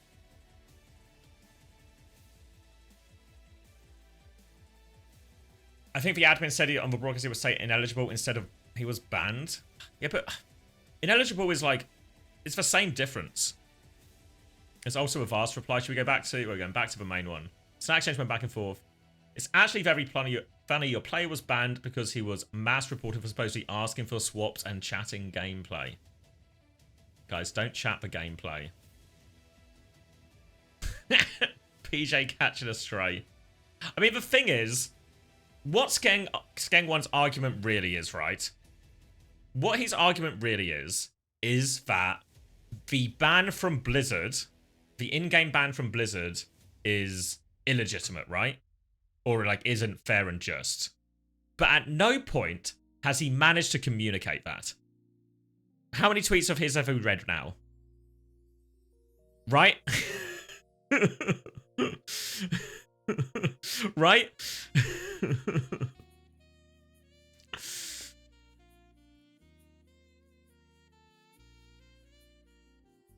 He literally got himself banned. They were told to say ineligible. They wouldn't have been told to say. So, but how does this... The PJ one? Yeah, I saw. But the problem is, how does this conversation go? Yeah, Imo can't play today. He's ineligible. He's ineligible, is he? Why is he ineligible? Because he got banned. Yeah, it's because he got banned. Oh. Great. Glad we had this extra step here to get to this word. Fuck. Like, what do you want?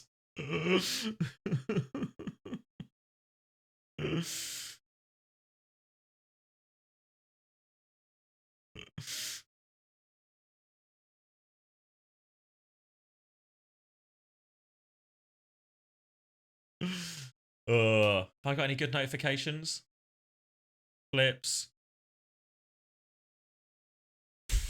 Why have I been tagged in this quick esports? Fuck, Chris does cop a lot of strays in my chat. Not even strays. Most of them are actually pointed directly at him.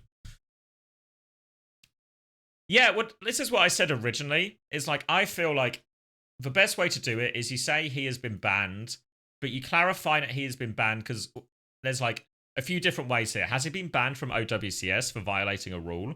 Like an OWCS rule? Has he been banned in-game, aka Overwatch, which is what we're actually talking about in this one? What type of ban is it, etc.? So I think if anything, I would actually, I said it at the time as well, thought I would have liked actually more context out of the desk for the nature of a ban. Maybe do we know the length of the ban as well, right?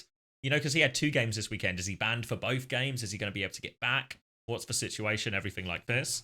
Did they say in game? I can't remember. It said he'd been banned from the game. Yeah, I still would have liked like a bit more like, what does this mean? Because there's like you know, like how long? How long is he banned for? I guess if he's banned from the game, you sort of presume it's going to be at least for weekend, you know, at the very least.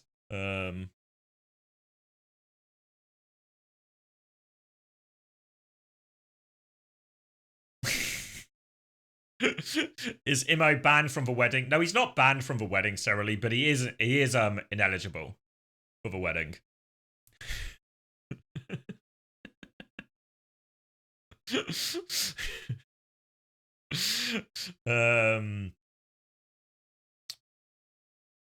Yeah, I also just don't. I don't know. I just feel like as well. Also, client. Why is he ineligible? Oh, because he's banned, Rain. Because he's banned.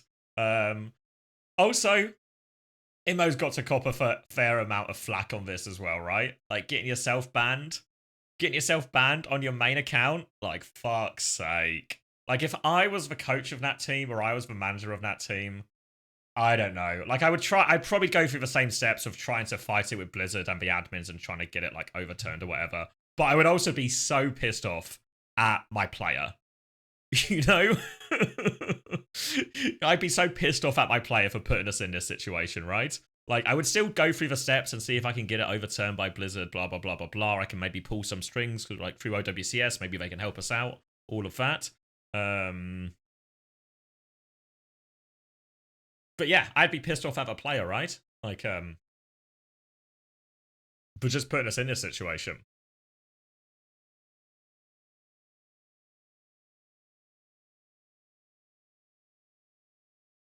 Is there a Reddit thread on it as well? Oh, wait. There's a replay for C9. Thank you, Chantel. All right. So, hold on. I need the x.config to move my screen. So, 7.2 seconds right now. Rocket is on point, on point, on point. He blinks off at 3.6.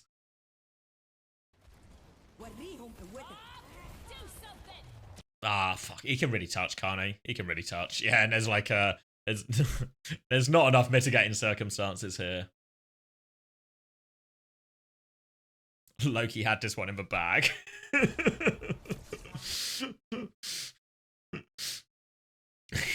Yeah, well, because this situation, if I remember right, this is like you were gonna full hold. I mean, yeah, I don't think he's like, you are like scammed a win here as well. It's just egregious from Timeless. Because I feel like there's a chance here that Riker maybe actually gets the kill onto CJ, right? Because CJ like gets the self-nade, but he's getting taken for a ride. Would be like a Bob on point and everything situation. If maybe Chopper gets to Bob, but Chopper's also in like, Chopper's like here right now, right? So Chopper's actually most likely dead very soon. Yeah, he's going to get bashed and dynamited, so he dies before the Bob anyway. So it's probably fine, regardless. Until Blissey ate the two-man pulse. I mean, it can happen, Max. It can happen.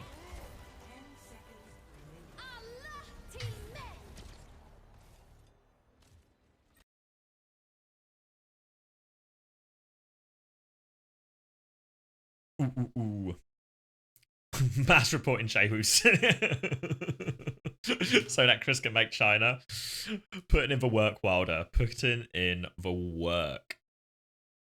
No more games, Caven. You've actually missed all of the games. It was a very quick Super Sunday. Unfortunately. Is there a Reddit thread on this as well, I reckon? I don't know if we're going to get any new interesting information.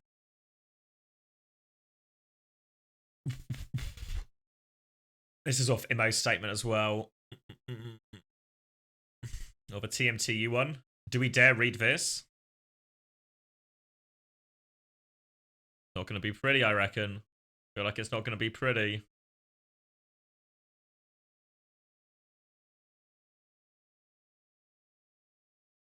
There's probably going to be nothing from this Virtus Pro one. For real reason.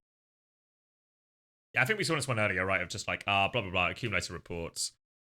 Hey, CX, if you're looking to host, would you host Mizu Esports? Our college is hosting a LAN right now. Yeah, I can do that. Why not? Let me write it down. We're going to probably chat for a bit as well, but I presume the LAN's probably going on for a while. Ooh. Good night, Arthur. Back for more next week. When the stakes are real. Yeah, I think we saw this one earlier, just accumulated reports, not because of any major offense. Just a series of reports of minor offenses. Any hot takes? Until we actually know what he said, Novak wants the logs when asking for his teammates to switch, which we will never know. I mean, I feel like it's always such a red flag. I think somebody was saying this as well, actually. People say like, I did nothing. And it's like, you say nothing, but I do see the words kill yourself here several times or something. Like, it was nothing. Like, I don't know. Like, I've never been banned in a game for reports, right? It's like, not to brag, I know I'm a level 5 endorsement, but in any game. So I feel like it's pretty avoidable. Pretty avoidable.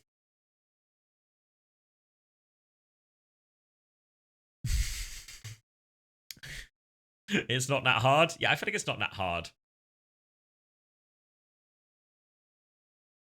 In my opinion, probably deserved it, but did you see this Blizzard can be insane?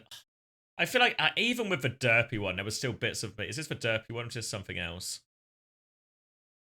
What am I looking at? If you're able to remove your fence gate using a mobile device, blah, blah, blah. Can you do something about this, please? I'm not sure why I was muted and my endorsement level taken away. Game Master resolved your tickets, blah, blah, blah. Example, what's your favorite corn dish? I'm stupid for God. What is this person even writing?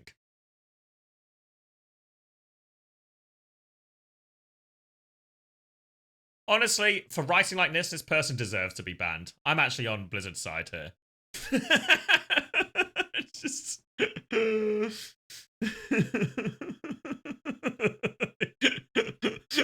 For having to read that, I actually want to extend the ban on this person.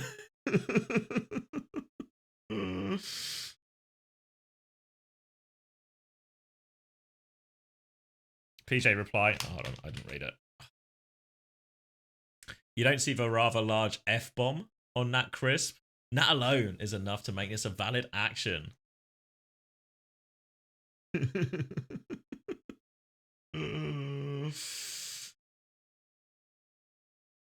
I mean, I don't know. Hard to convince me that it's only happened to Imo. And no one else. You discovered we had a high concentration of AFKs. It was a flats trickle down? Oh my god, wait, I'm at the bottom of the flats trickle down? Flats economics? Hit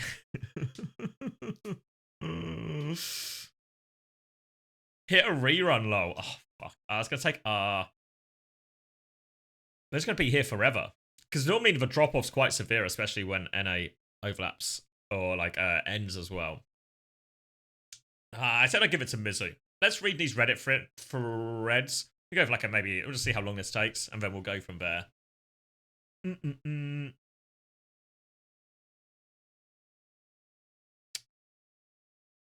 kind of can't be able to read like that. It's so much long discussion.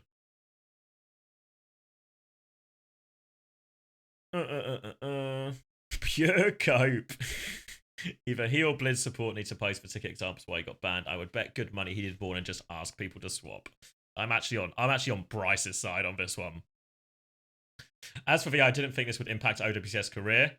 I mean, this is just I didn't read the rules, and now the rules have come back to punish me, and now I'm upset I didn't know the rules were the rules.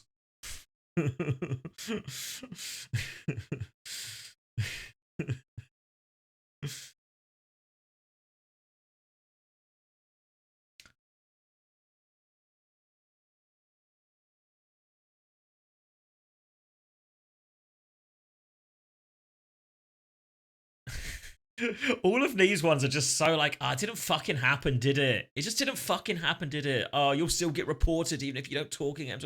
I have games, I'm silent on comms out, people telling chat to report me. It just doesn't fucking happen, does it? You're the fucking person everything revolves around, everything's so hard and difficult for you, is it? Oh, fuck, sorry, proud accountant 2331. Your life's so much harder, just everyone targeting you unfairly. Oh, of course it is. The world's out to get you, mate. The world's out to get you.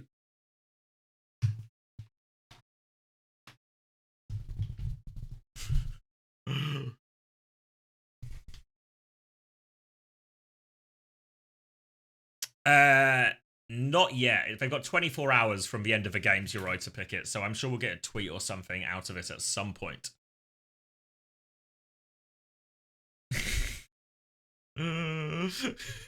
I'll make sure to report him now.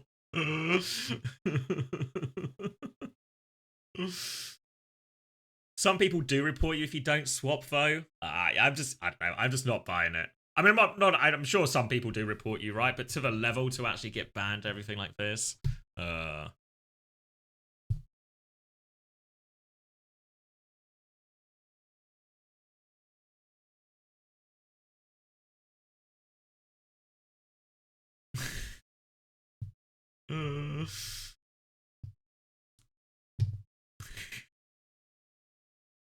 All right, which thread are we on? This is for TM versus the Ultimates one. Oh fuck! I'm sure Chris is in bed right now, so we won't have to suffer through this. He's in bed. We're safe. An Ultimates joke. Chris Early frontrunner for Fraud of the Year for 2025 Uncoachable Awards. Plenty of the year to go. There's always time for a run back. Crazy he didn't win in 2024. SSG won half the OWCS regionals. Here we go. Chris Defender. There we go. And face it, did pretty well the first time. Disappointing end of the season, but not a totally fraudulent performance. There we go. 2-5 super team. So ready for the uncoachable and the 2-5 Chris Cope. See, you are so arse, bro. This team is useless when Kev isn't turning water into wine. I was going to say bread into fish.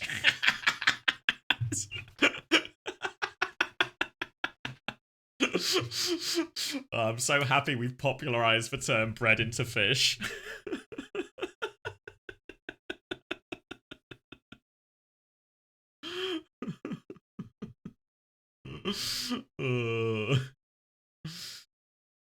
Yeah, that's right, Riven. They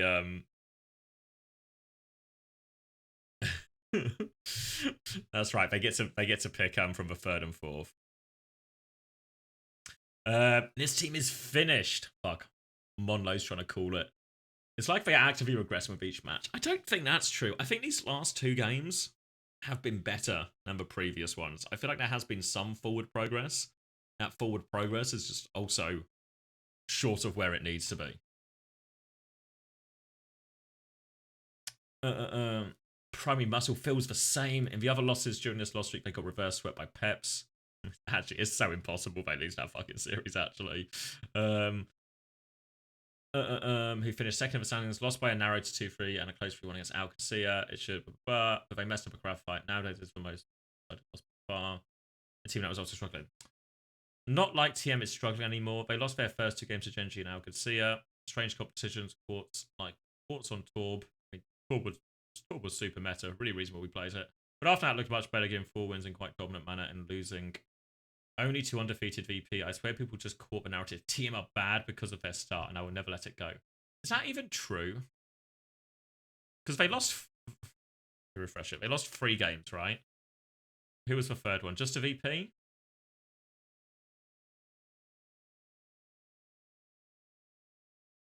I mean, I guess this win proves they're above it, but I don't know. Like, they've also just played. They lost to the good team, and they beat all the teams that were struggling. So I don't really look at like TM's result and feel like they're hard done by based on their performances, you know?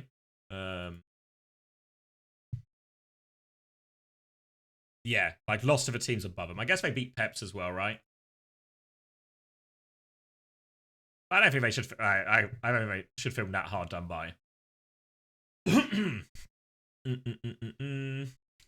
Gonna be blunt. I don't even think TM played that great. Like, good for sure, but T just made some of the worst Pan Amber comps ever. Not protecting Animap 2 and then playing Monkey on push is just gross. Getting draft gap by fucking Ben Best has got to be a new low. Wait. Why is Ben being used as the bottom standard here? What's wrong with Ben? Why is Ben taking ones here? What am I looking at, Max? Poor Ben. What has Ben done to prove he's bad at the draft? Here we go. Timeless has a lot of potential, but they are also disconnected. They need to drill playing more games. Fuck off. When was...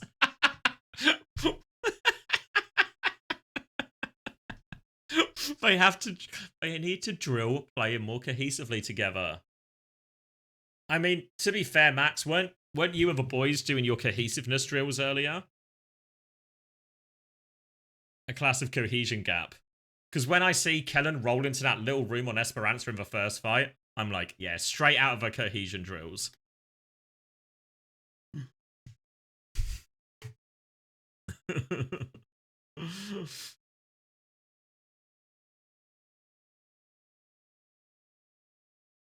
When you call yourself the best, there's a high chance you're shit. I mean, I don't feel like I don't feel like any of TM's bans, I mean, I can't remember all of them, right? So maybe I'm missing something, but I don't feel like any of TM's bans have felt particularly egregious at any point during this. Should I send this to Cap? Axe, have you sent this to Cap already? And then he can work on the cohesion.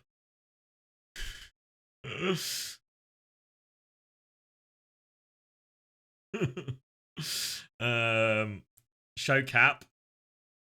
Where is he? Where's the link? I'm actually recording a video with Capitology tomorrow, so we can talk about it.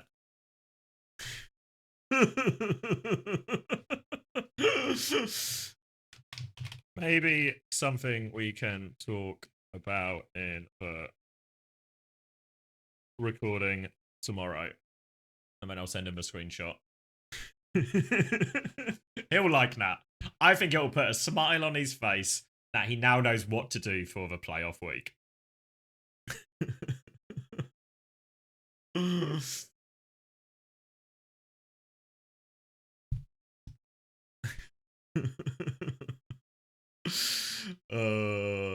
Fuck's sake.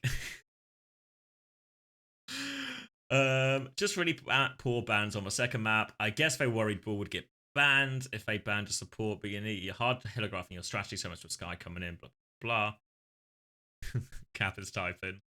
Also, I still think bans should happen before subs. Blah blah blah blah. Okay.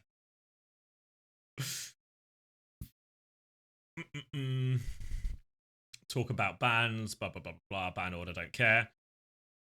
Disaster stage for Chrissy. Not yet. Oh, Caps just hit me with a serious reply.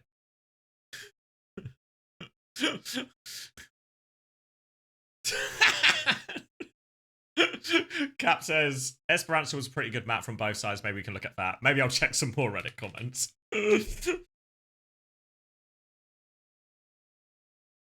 Some good advice in here for sure. Bless him.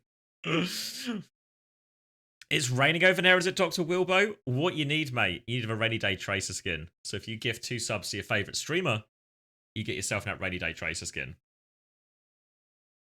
Did you miss the timeless match? You did indeed. It's the regular season is over.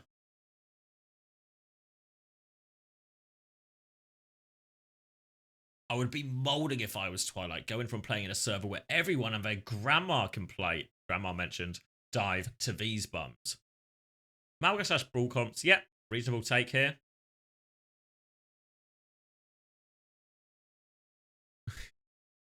Did I miss the rainy day? It's still time to make the day rainy, you know. I'll tee you the biggest... A classic reactionary Reddit take. Are they the biggest frauds we've ever seen in pro Overwatch? We literally had a team paid hundreds of thousands of dollars to go 0-40. Come on. Thank you, Brain Mate. Thank you for the 3 months tier 1. Hope you're all good. You co-streaming as well tonight? Hope you're all good, Faye. Getting ready for a big week next week.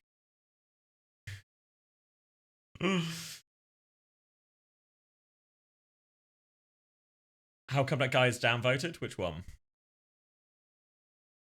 The drills guy? Watercress? Where's Watercress? Have I missed it? I don't know where I'm looking. I might be blind. Middle of my screen? Oh, downvoted. Alright, let's get to it. Blah, blah, blah. Overwatch League had the same flops. Most Overwatch League flops end up being mid. Ultimates are actively bad. Oh, thank you, Poker Panda, for the 2 gifted. Rainy Day Tracer for you. Congratulations for We're All Dead. Oh, that's bad news. And invert_OW. What? There were crazy flops in Overwatch League. Dallas, Fuel, and Soul Dynasty in Season 1 were awful after most people thought they would be top 3. TU hasn't flopped just because they lost some games that don't even matter.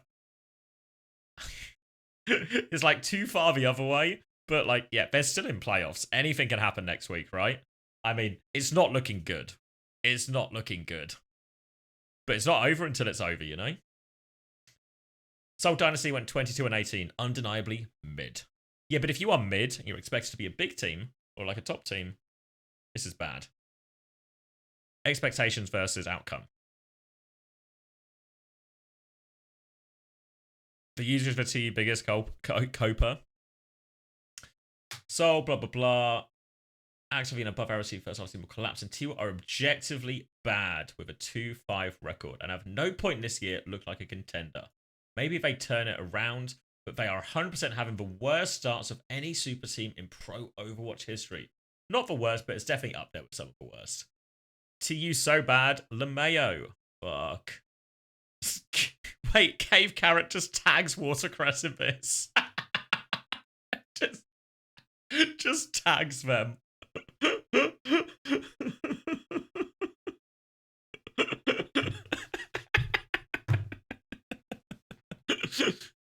Hey mate, have you seen this? I mean, it's the same old, right? A week is a long time for cohesion drills. It's just the same old, really, right? Where it's just like something goes wrong, and it's just like these guys are frauds. Like, we'll go on a tangent because we just got loads of time, and I've got no plans tomorrow. But like, did you see the ones in the Crazy Raccoon thread as well, where people are like, "Well, I guess Crazy Raccoon are fucking cooked, aren't they? They're just fucking cooked." Just the right one, crazy. Yeah, Crazy Raccoon Zeta from earlier today.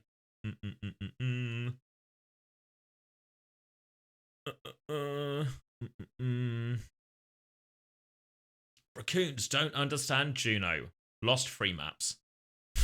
It's a Juno understanding problem.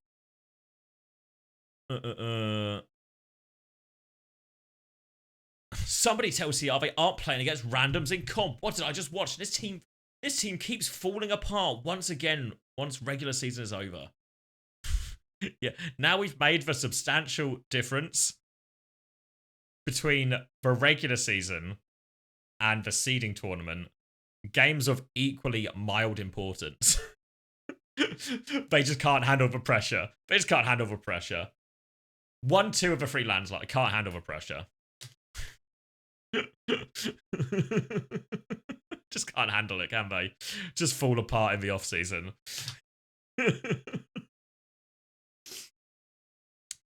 Funny thing was how good Crazy Raccoon looked on Flashpoint. This is a fair comment, right? Like, it was a little bit weird how good the Saravasa looked, and then it was just completely erased from history. Looked like they were on the cusp of perhaps at least going to map 5, only to get hyper-gapped. Yeah, that's fair. That seems like a reasonable assessment. Lip woke up on Flashpoint, and suddenly the map wasn't even close. I swear I only saw Lip twice on the kill feed on King's Row. Where is he? Did Lip really feel like a problem? Oh my god. No way. What? I admired CR for their creativity back when other teams do not know how to play around Jumbin's Wrecking Ball, Shoes Anna, Charong's main support, Lip's hit scan, and Hisang's flex. We're just listing roles here. Before Malga meta. There was no immediate answer to this insane competition. Watching their play always put a smile on my face. Is this a copy and pasta I'm reading? Watching their play always put a smile on my face because I cannot for the sake of me find the slightest idea how they pull off the stunts and did, especially with Charong shenanigans in between. It has to be a copy and pasta. They were always fun to watch for a brief period, CRC like a super team with no contenders outside of Falcons, and how it will always eventually be Crazy Raccoon versus Falcons. However, when I see how Judo do not fit well with Crazy Raccoon style, hero bans disrupt their power comps, and now perks bring about a whole different variety to the gameplay and dissuades counter swapping a ton. I'm afraid CR's adaptation game is a little bit slow. Is this AI? I mean, I hope so. If it's just some robot, I'm really okay with it, honestly.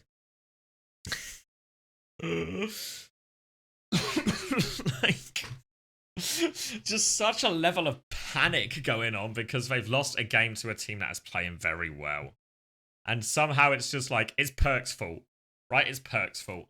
Like, I feel like there's such a desire for people to have a big answer to something where it isn't just like, sometimes you lose games, sometimes you win games, sometimes you play better, sometimes you play worse, you know, type thing. It's like, is it that deep? Is it that deep? Is it some kind of fundamental problem with Juno? Is it fair to say Juno is one of Shu's weaker heroes? Sure. But he wasn't even really playing it today, no? Was it, like, I can't remember all of the exact comps, but yeah. People want answers to non-existent questions. Now, that's a good, like, there must be some clear reason, right? And there must be some clear defining factor. They want a very simple explanation to what is, in essence, a very convoluted question, you know? Like, I'm sure I've used this example before, but when I was on London, we would quite often, every time we'd play a match, I would do like the comb through of the replays, right? Watch every fight, figure out why we lost every fight, figure out how much of it is stupid, figure out anything that's maybe a common pattern, maybe figure out if we can like look for fixes, look if we're just stupid, right? And you know, if it was just actually we're just fucking stupid, dumb errors, mistakes, blah blah blah, unlucky situations, maybe we don't have to worry about certain things. Let's just fix the things we can, right? And never in any of my experience of doing that for years was anything like this, you know? Like it was just, you know, it's just not the way. I don't know if it's just, I feel this a lot. I feel like you're getting this, maybe I'm naive, but I feel like you're getting this less in football. Like I feel like there's a better understanding in like traditional sports or like CS stuff that's been around longer about these things, you know? There's not as many sort of like cope reasons. It's this explanation, that explanation, blah, blah, blah, blah, blah. Anyone else impressed by Zeta's Division performance today? I mean, that's one thing that annoys me at a lot of these, is there's always like, it's all like quite negative as well, you know? Like it can't just be that Zeta Division did well. It's got to be something like Crazy Raccoon just don't understand Juno. Oh, okay. That's what's happened. I can see how perks are throwing them off balance, but there's really no excuse to not know how to play around Juno yet. She was made part of a meta. Why are we focusing on Juno so much? Like they were just playing different comp matchups for the most part, right? See, I've never won a game with Juno.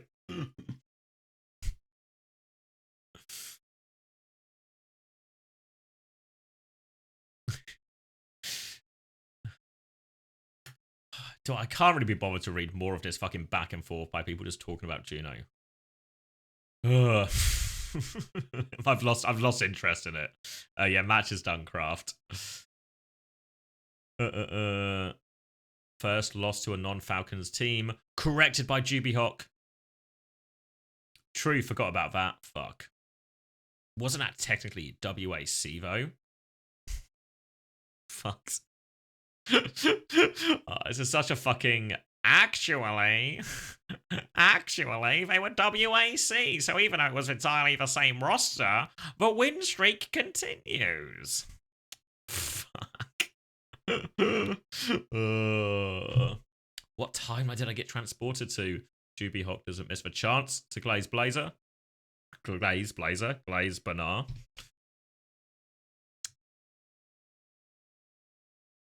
I would be so hyped. Yeah, okay. Just a fan of those two teams. It will never stop being funny that Alfie can put on the nastiest thrashing of all time only to get swapped out so Pelican can play his contractual map too. Still one though. I mean, he's not wrong. It's good for it actually.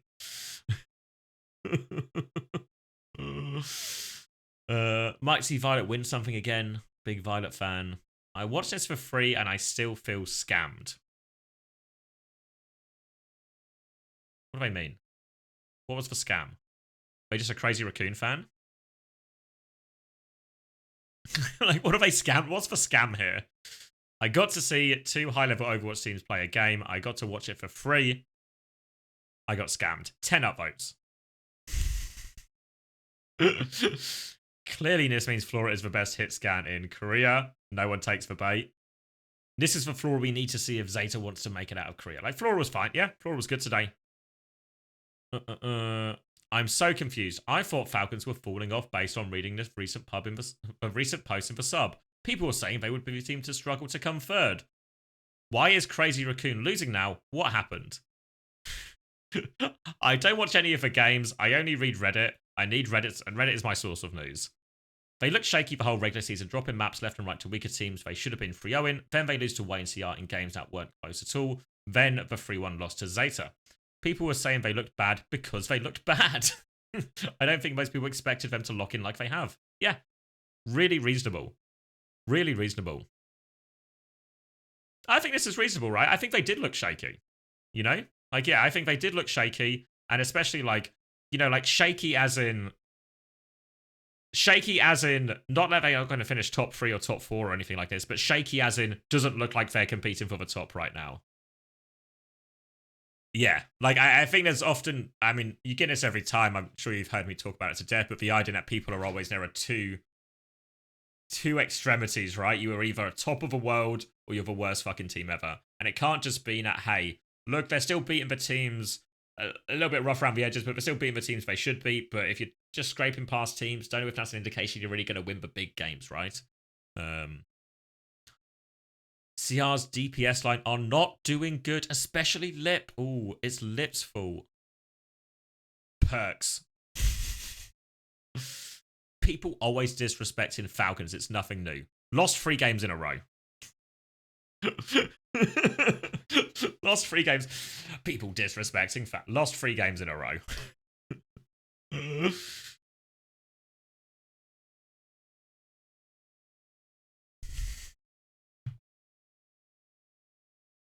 Yeah, I mean, it's the same in loads of places, right? Like, you're either the best player in the world or the worst player in the world, best team in the world, blah, blah, blah. Because they did look bad, they were lucky they got a Mal, got meta and players, otherwise Pepe would have destroyed them. Lucky they got a Malgameta. I feel like they won on everything though. They didn't just win on Malga. In fact, didn't they lose the Malga mirror on map 1 or something? I can't remember all the comps. Extreme recency bias, also true, Koza.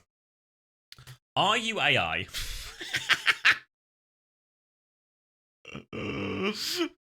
Are you AI? Always a great way to start a discussion. Because the only time Falcons played Malga was on their Havana against Wade. That's what I was saying. Oh, yeah. They still got pushed to 3rd point on point for Wade. Have you watched the matches? Or this is also true. This is true in football as well, all the time, right? Like people who, it happens in any sport, any esport. People who have opinions about the games but don't watch the games, right? Like they just they sort of follow the results or do all of this, and then they just have these conclusions, or they take their old ideas, then apply them to the results, and they just sort of fill in the fucking gaps, right? This one has been downvoted, so this is going to be a good one. Even if Falcons were winning every game, people would still doubt them because they are Saudi and thus the agenda. Same with Twisted Minds. People here doubt them by default. They finished 5th. Falcons lost 3 games in a row.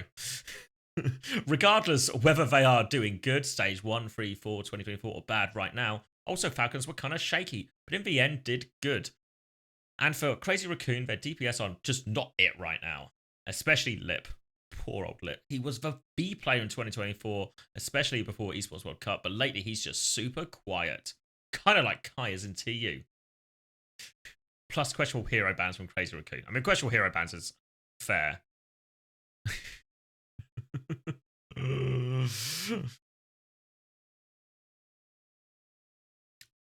I don't know. It's just like the thing is, Falcons is this reputation. I feel like, again, it's just people who don't, like, they don't look, they don't watch the games. Because Falcons always fucking do this, right? Was anyone here for Korea or watch the VOD when I watched it live before that Crazy Raccoon game? And before the crazy, go back and watch Crazy Raccoon fucking Falcons last week. What did I say? I said, look, Falcons have been in really bad form lately. Lost 3 on the bounce. Didn't look great against Wade. Didn't look great against, I forget who it was. But whenever they play Crazy Raccoon, they just find a new fucking level, you know? Just find they always turn up for Crazy Raccoon. And what happened? They turned up for Crazy Raccoon. You know? Like in a way that almost no one would expect. So I feel like there's just like, there is patterns here, you know? There is patterns here.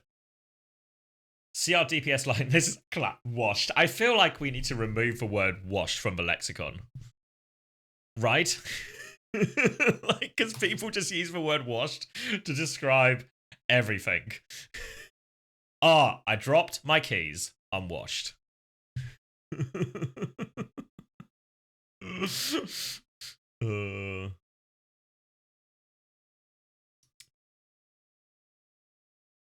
And people were upset I called Alfie and Pelican better than he sang. Bro got cooked. Still top 5. There's nothing like using one instance of something to prove your point. People do this all the time with player rankings as well. Same sort of thing as like huge recency bias in player rankings. Because presumably as well, right? All of you guys play Overwatch, or maybe some Overwatch adjacent game where you play in ranked, right? And do you ever have? Tell me if this is a real experience you've ever experienced. On a days where you play better than other days, is there any kind of variance in your performance, or you're always exactly the same? Nope. Never lost. Always on top. All right. Obviously, we've got a lot of high talent players in here. But this will happen to all the people, but they can't seem to comprehend that there's this level of variation, right? That there's some kind of level of variation in performance day to day for teams, for players, individuals, all of this, and it can even vary hero to hero, right?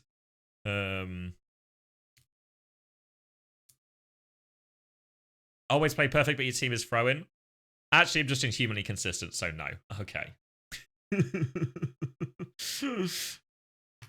Played super clean, so they are not washed. Thinking.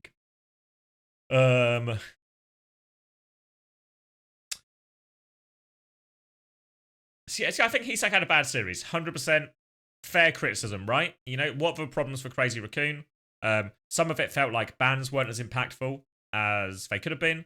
Some of it also, Heesang seemed to have a rough one. And actually feels like maybe Zeta's read on what comps to play just might be better right now. Based on a lot of what we've seen across the regions as well. Maybe supports that a little bit.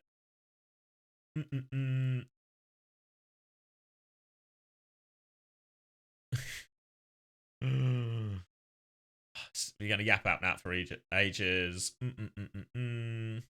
Truly sad when actual good teams are punished for not playing Malga Watch. Better hope Blizzard doesn't nerf Malga. Otherwise, Crazy Raccoon and TU will just dominate everyone else.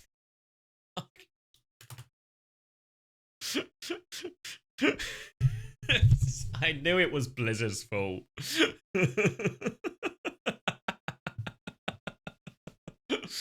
I knew it was Blizzard's fault.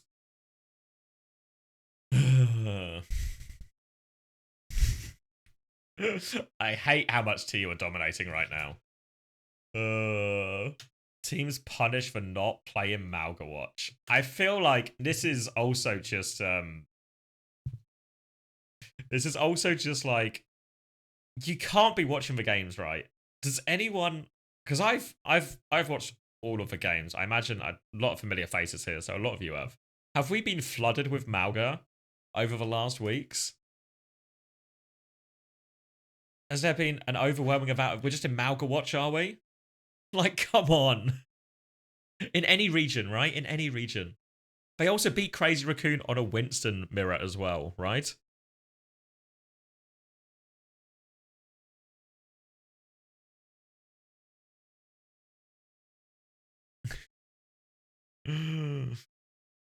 Oh.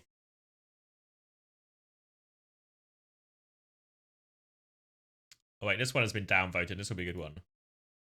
TU Ultimates are still mid in EMEA. What are you smoking? They are by far the best dive team in EMEA. Kings of the dive.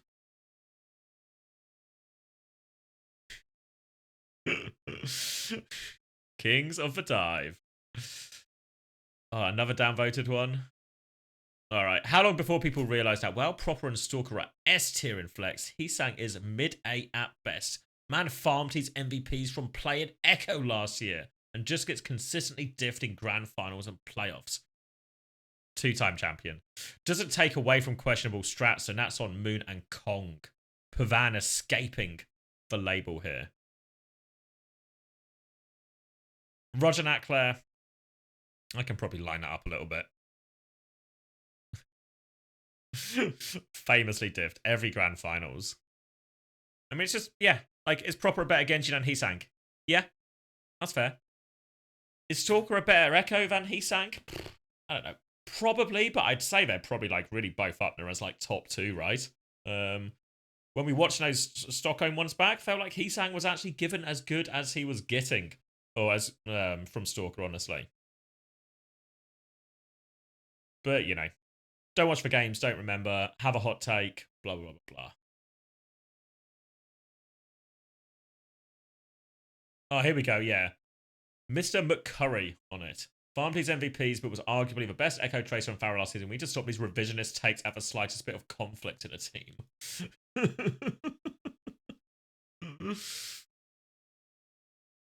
He's good, but for a team trying to be number 1, again, literally were number 1. You're on the top of that, Proper and Stalker are hyperflex and play everything in an excellent level, while Heesang has a limited hero pool. Good follow-up question. What type of limited hero pool does Heesang have?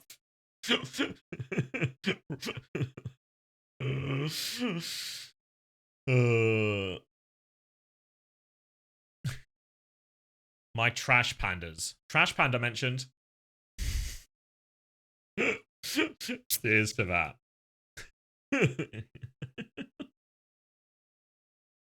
Alright, let's do these last ones. I think these last ones are a bit shorter. Or maybe this. Oh wait, we left this one, didn't we? Oh yeah, we got distracted, didn't we? This team is so wank for mids.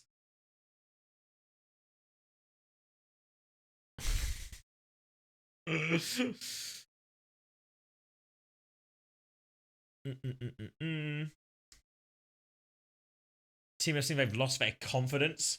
Blah blah blah, and Genji to whatever this was. I generally don't understand why they didn't protect Anna going to double flex. I mean, I can see the logic. Obviously, it really didn't work out, backfire, etc. But I can see how they came to that conclusion. And Kai went for the essay from being his best game by far to this being his worst. Is it Kai's worst game? I don't know. Chat is Kai washed. Here we go again. And playing Winston on push where it made no sense against the Hazard seemed like a massive desperation. They still have talent when they can make it run. Yeah, I mean, I guess the worry is, what do they play instead, right? Because Chase isn't going to go Diva. Do they just lose the Hazard's mirror? Maybe they feel that way, right? Maybe they've experienced that in scrims. Okay, Chase played tank throughout the entire series, and they still lost. Does that mean he's washed? Or maybe the tank isn't the problem? Ooh, funny enough, last time everyone was calling KSA washed and wanted Chase to play instead. Now, no one is blaming Chase. Feels like most people are blaming Chris. Literally 2 comments below. Chase had a rough game.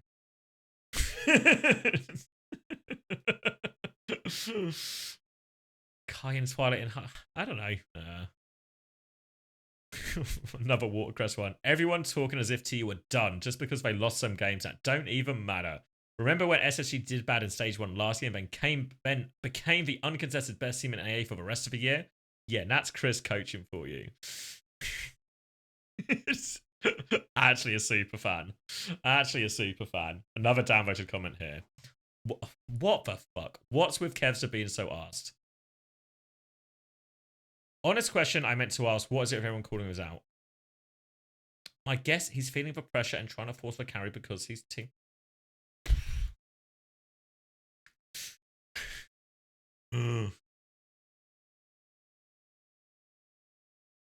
Thoughts on Chase playing dive on maps like Lijiang and KSA? Well, I thought he should have just gone Orisa on the control center. I think the Bull's like reasonable on like Bull's good on Night Market, Garden as well. I think Bull's like quite reasonable. But Winston 1 was like control center. I think it was just dodgy. I think if he just goes like, wait, was Orisa banned? Am I just a client? Am I the idiot? Or am I here? No, it's Doomfist ban. Yeah, no, I expect him to go Orisa or something there. So I was surprised. All right, check for Watercress hidden. It's gonna be good, right? Disappointing performance, but team is clearly the best team in clearly the best team in EMEA right now. Also, this match doesn't really matter. I'm sure Chris is cooking something hard for playoffs in China.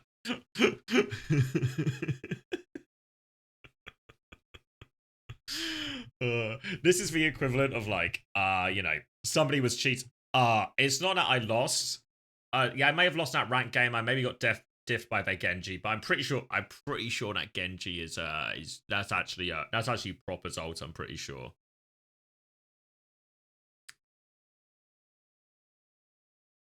Do you think TM are better than MVP? They got 3-0'd by him last week, by the way. Alright, if you want to come in with your facts here, Primary Muscle.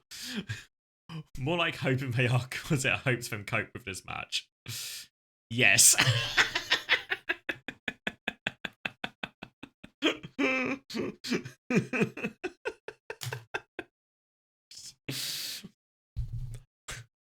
So just to be clear, yeah, okay then. All right, everyone's entitled to their opinion. There's nothing to suggest this is true. TM being the best team.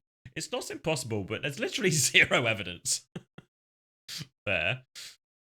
I don't understand why people are so disappointed in TU. This was a pointless game for 5th and 6th place. Both teams already guaranteed a spot in playoffs. I mean, it was a low stakes game, so there is like the damage isn't the result here. I think the damage is the performance. I remember at Gibraltar. All right. Oh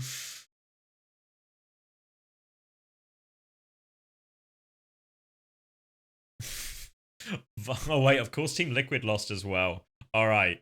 So obviously the first comment as well is immediately at Vega, right? So what percentage of this thread is gonna label it as Vega's fault? What are we thinking? Anyone else gonna do you think how many times do you think someone not Vega is gonna cop flack? 80%? 60 is the lowest anyone's guessed. Violet, Ajax, and Brainworms have officially transferred to Vegas, so we're 1 for 1 right now. Now, I remember someone else commenting, gonna have to start calling Violet the Korean Vega. Bro, we're spinning facts. All right, 2 for 2. Nightmare for Team Liquid. Zero is so generally good, man. Really want to see this team internationally. Rare positive comment. Thank you, Novax. Deflecting for sleep on Vienna is one thing. Deflecting for sleep into the nano clock Sojourn and still zone Vienna is next level. Yeah, it was actually, honestly, play of the weekend. No way he said that, Wesker. Imagine being Ben Best and see if a match against Chris CF. I would just forfeit before the match. Why is Ben Best catching so many strays, right? Why is Ben Best catching so many strays?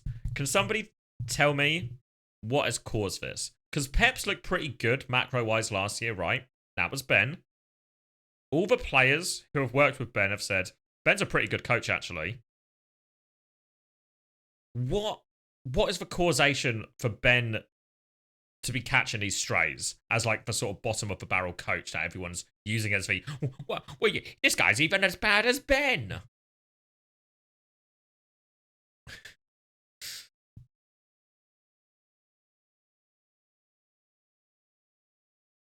French? The best Hannah on Washington Justice. Yeah, I don't know. Unfair strays towards Ben here.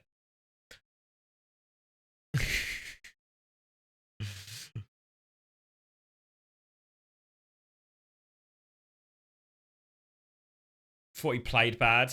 I mean, yeah. I mean, I guess, yeah. I mean, to be fair, like, it doesn't make any sense, but you're probably right, actually, and that's just, like, the transfer of logic. Nightmare just like a significantly better team, but UV truly put on a generational performance on Anna. I would have given him player of the match, honestly. I mean, UV was good for it. He was so good for it, I actually couldn't stop saying UV for for 2 maps afterwards.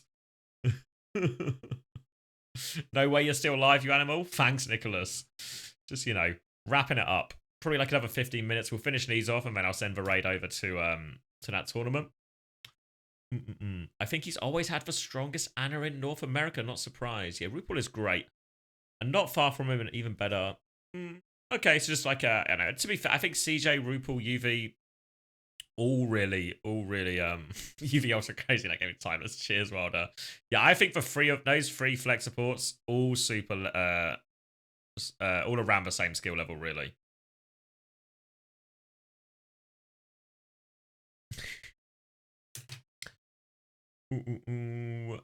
Kasaurus without someone and merit noticing. All right, Kasaurus has been the first person to cop a strain that isn't Vega. And then we're right back on track here with the Vega. Vega copping it. Because we reviewed what? The Ajax on Blizzard World, I think, is the one that's the most questionable one, right? Was there any other beat that was actually questionable from Vega? Because that one on Nepal Sanctum we looked at, right? And it did feel just, like, unfortunate. He kind of had to do it. Are there any main supports people like? Chirong?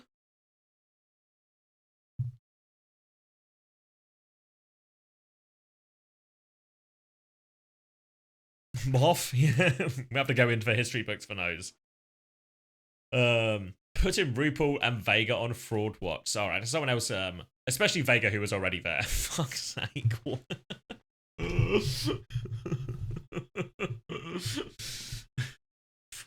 He actually cannot catch a break right now. Team Liquid frontline just completely disconnected. Knife might not be up to snuff, but hard to say when supports are unresponsive to their play. Vega with awful ult. 1. RuPaul having the audacity to run headshot Anna and wasting half his ults. Nightmare ran them down, but slow, unfocused healing was what I noticed being the biggest problem. Yeah. Slow, unfocused healing. When I read comments like this, it's just... What are they talking about?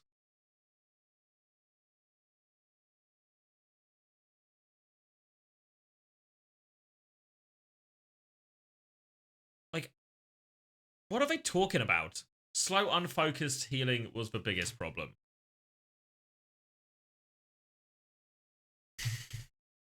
It's just like, it's just not conducive. It's just not conducive to anything, right? Like, it's just... It doesn't mean anything.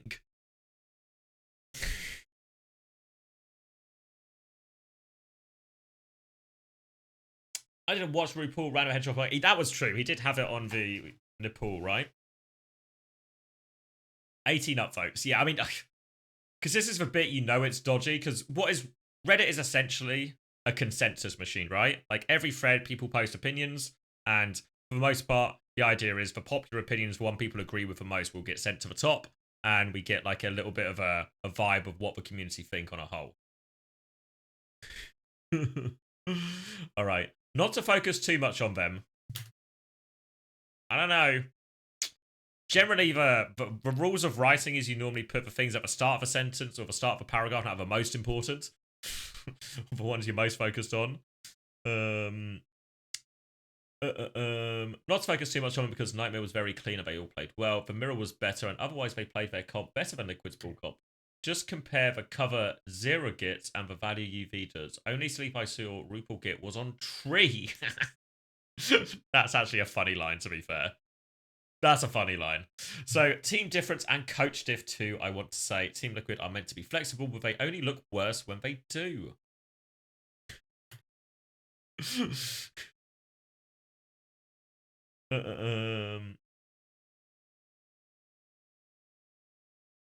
They were calling Zero Wash last week. I wouldn't be surprised. Is RuPaul getting paid to throw? I mean, it did seem like a hot take, right? The headshot one. I'm not convinced by it at all. Don't think that's why they lost the map, though, honestly. Out of risk avoidance, I wouldn't use beat anymore. Directed at Vega. Finally, Danny copping some flack. But documents might not have predicted this one, Danny. Say what you want about free Overwatch, but this level of competitiveness in the top 4 is amazing going into playoffs. I generally have no clue who's going to make it to LAN. Yeah, fair enough. Not the Ajax to finish the series, man. Absolutely crazy performance by Nightmare. That was rough. UV absolutely insane. Not enough people commented on how bad Infected was. Ooh. Oh, I've actually minimized it. The attack on Blizz World is not just UV going crazy, but Infected letting him by repeatedly mistiming his engagement and just generally doing nothing was a big part of it. Yeah, I mean, I felt like he had a bad time on the Ram. I mean, Ram is never a hero I really associate Infected being particularly good at, honestly. I think I was about to say something very similar to that, Sarah Lee, so we're on the same page. I think actually the Groggy perk is making the ball really difficult in a lot of these situations. I think it's maybe been something like, because I remember this is the first, like, this is like the opening perk weekend, right? So I feel like there is just like, we're watching the learning in real time here, because suddenly it feels like Ball has gone from something that was really viable in all these situations, and maybe perks have just made it not so viable, right? Maybe now all of a sudden, when you want to run Ball, you shouldn't consider banning Sombra or Cass like we've seen in the past, and maybe the Ana ban is actually one of the most important ones you can combine if you want to get the Ball out.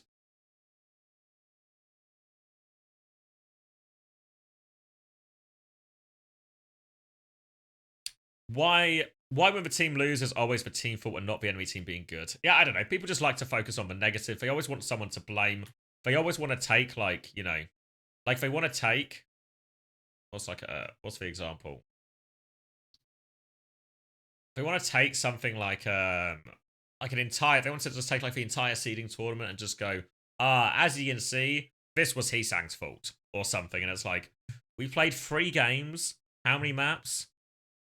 What, 5, 9, another 4 today, 13 maps. So yeah, it's just Hisang's fault. It's just they don't understand Juno, and it's like people not really people just not interested in any sort of nuance or nitty gritty. Maybe he accidentally picked it. I mean, it's also just completely possible, right? Who was it? Who was on the interview the other day saying they picked the wrong one just by accident?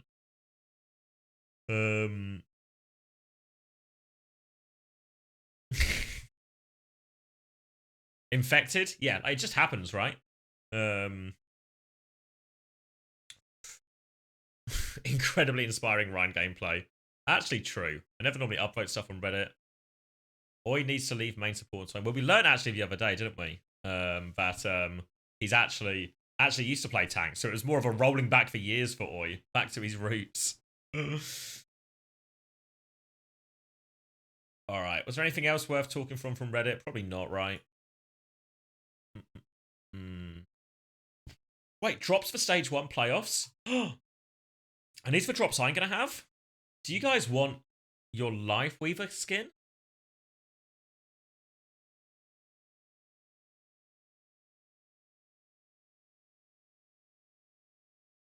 No? Oh. I thought you might want it.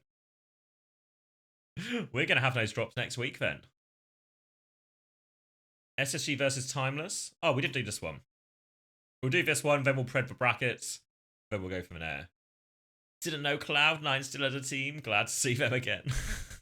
Seems like top 4 NA super interesting. Blah, blah, blah.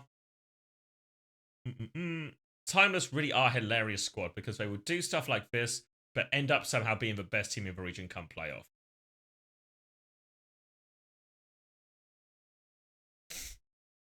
What?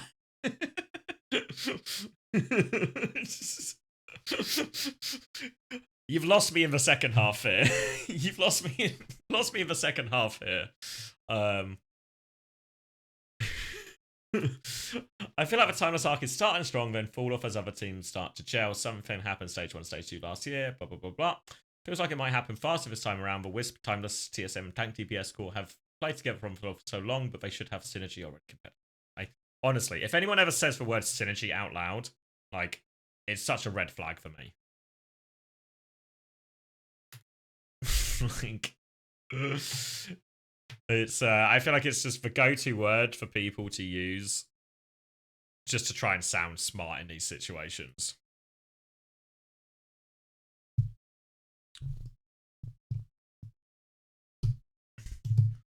What they do? I don't think we were talking about you, Rack. Oh, actually, Rack, we were talking about you in a positive light, actually.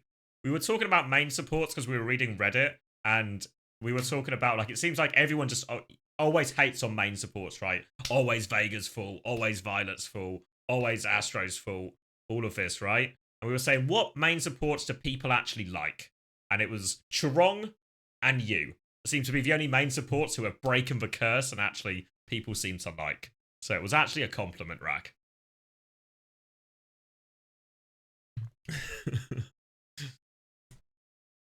The likable 2, they call you.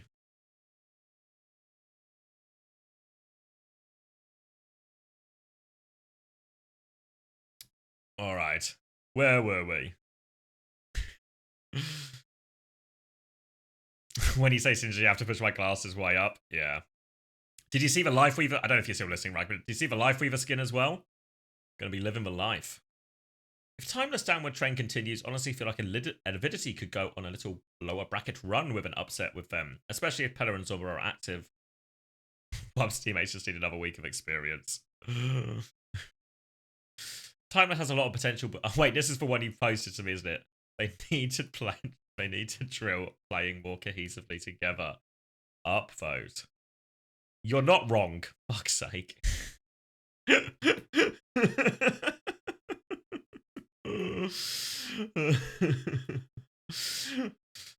You're not wrong. Which makes it crazy when you consider these players have been together longer than basically any other team in OWCS. Apostle, nice job. Maintain good discussion in a sub. You the goat. Fuck. What? Everyone's just patting themselves on the back for this conversation. Oh, fuck's sake. What are you saying, DD? I'm asking this, I don't think it's a play... Okay. Oh, that's a long one. I'm asking this, I don't think it's a player quality issue, but I'm watching the TM versus TU game. This doesn't feel like a coaching gap, like watching TU give a free retake on Blizzard. Second, like, there's one thing I know, coach stand on the coaches. Hold on. Like, watching TU give a free retake on Blizzard. Second, like, if there's one thing I know a coach can understand and coaches, these ground tanks versus dive matchups. Maybe Chris has done his patented Chris crackdown on the matchup, but I watch this and it's like, oh, TU aren't recognizing their windows to go or how to fuck the angles denying cart.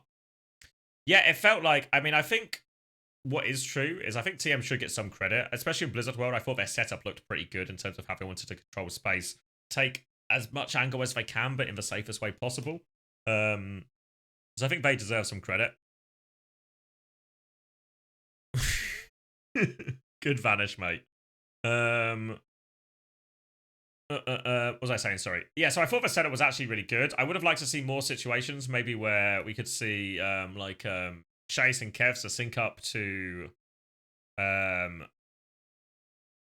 and punish one of these angles or force Quartz out. But the annoying thing about that room is it's really hard to get them out of that room, and because their attack didn't go really as they had planned, I think one thing that is always true with the Ana Zen version is the Ana Zen version, you have all these nice timings where you just have ults that bail you out. If you're struggling in a situation, fuck it with nano blading. Fuck it with rally blading or beat blading or transcendence and blade pushing or something, you know? Like there's all these things,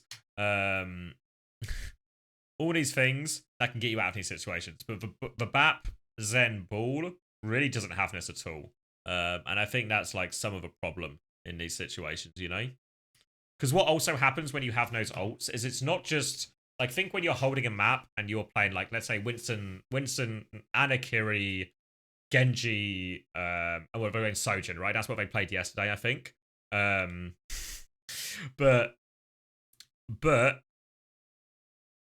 what happens is you obviously, when you have those ults, you have a really great chance of winning the fight because the ults are very powerful, hit them on the rotation, etc., etc. But what also happens, I think, is when you have these ults, it forces the other team to play more scared. You know, are they spreading out as much as they otherwise would be if they were playing against a fucking Blade coming in against them or something? You know, like it's would they be as dominant? It's like it sort of snowballs the other way, right? They get so comfortable at dealing with the ball, dealing with the tracer, etc.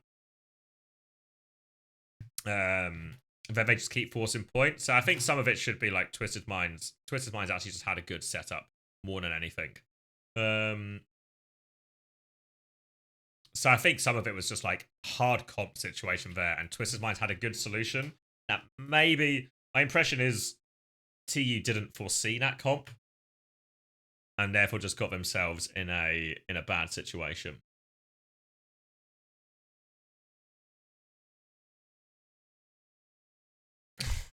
This is more just like nonsense, like synergy, time together type talk, you know?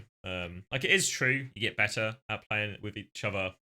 I hear it over time, but that's not really how, you know, synergy or whatever you want to call it works. You know, it just doesn't work like that. I think closer to how it works is you do get better at understanding what your teammates want to do in different situations, but this scales differently as well, right? if you just play ranked with the same 4 people, so you get the same 4 people on your team every single fucking time, right? But you're all just perma-muted, you're probably not going to build synergy quickly, right? You might still get a little bit better, but you're not going to improve real synergy, right? And sometimes players just naturally suit each other, you know? Like, how many times in Overwatch do you have to make a, like, in the decision moment about what you do? And some players' tendencies will lean one way more than the other. So sometimes you get players who complement each other quite nicely in terms of their decision-making, ability to play together. Sometimes you don't. Some of these things are not, like, things you can just work on, right? And it's not just like people I think often have this idea that you just like, it's just like a graph like this, and this is time, and this is synergy, and it just works like this, right? And it's like nothing like that.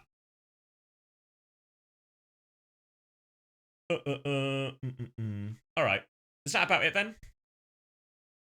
All right, bracket and raid then. Quick bracket and raid.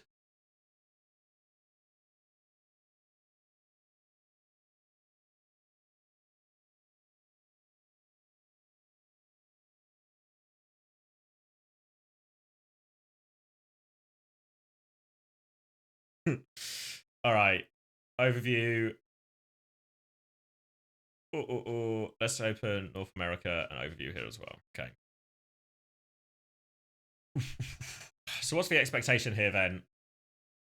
So this one, I think CR T1. I think Falcons are just good for it. Especially if Ball is struggling a little bit more. Maybe they can just get away with it. If meta seems to be trending the way it seems to be trending, Ball and some of the dive tanks feeling not as strong, that probably really hurts somebody like Donghack and T1 in general, who rely so much on Donghack. Surely Zeta picked T1. Oh yes, it's election actually, isn't it, right? Oh yeah, you're right. Yeah, sorry. You're right. It'll be this then, won't it? Yeah, good shout. I didn't realize it was didn't realize it was selection. Okay, that changes it then.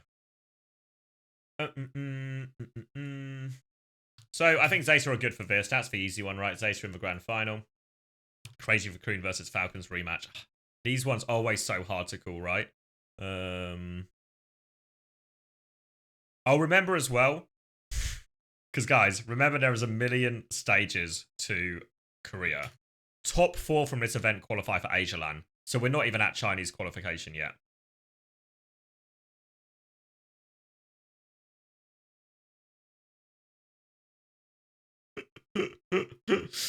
Good coffee and pasta. So the top 4 go through. So we're like maybe 6/10 of the way through. Any opportunity throughout the season for teams to switch up their rosters, or will Donkey Proud be alone all season? End of stage 1. End of stage 1. I think is when the rosters next unlock. So it's still a while yet. So we're talking like end of April or something before this. So Falcons versus Crazy Raccoon. Oh, fuck, it's always so hard to call.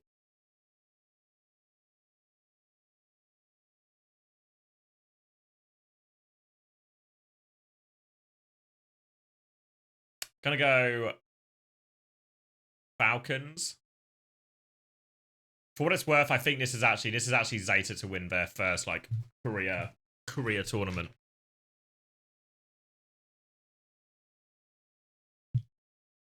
No, stage 1 ends with LAN. Ends with LAN. You think so? Yeah, I think this is Zeta winning Korea. I don't know if they'll go all the way through, win what do you call it, Asia as well. Like obviously that's like we're talking like multiple weeks and stuff away. But I think good for this one. The Falcons versus Crazy Raccoon toss up, but I think I think Zeta will be good for it. I'm feeling like maybe this is their time, you know? Maybe their time. Probably been one of the most consistent, had like a consistent regular season. You think Falcons 4-2? I mean, yeah. The thing is, like, I think T1 are just going to lose to Zeta no matter what. That one's, like, confidence in that one. But I think these 3 teams, always really hard to predict, right? Very much a better on the day type situation for all of them. But I think right now, hard to bet against Zeta. All right, EMEA. EMEA. Wait, I might do NA first. I feel like NA is easier. Okay, so we have to also sort of predict. We have to predict a little bit who is going to pick who in all of this. So I think no surprise to see SSG pick Timeless again. So we just get like a rematch, right? So then we go. SSG will win this again.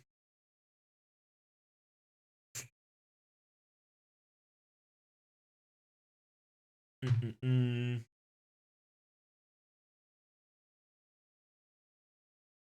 Team Liquid fix it by next week? Do Team Liquid fix it by next week?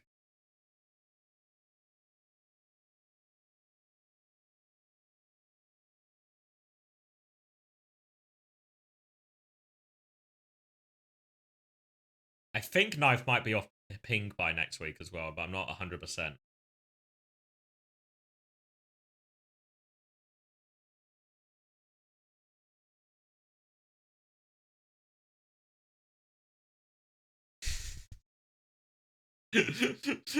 Good takes, everyone. Keeping it reasonable. Yeah, because when I spoke to Kasaurus, because I was trying to record something with Kasaurus next week as well, but he said he wasn't available because he was traveling and stuff. So my presumption is they're all traveling.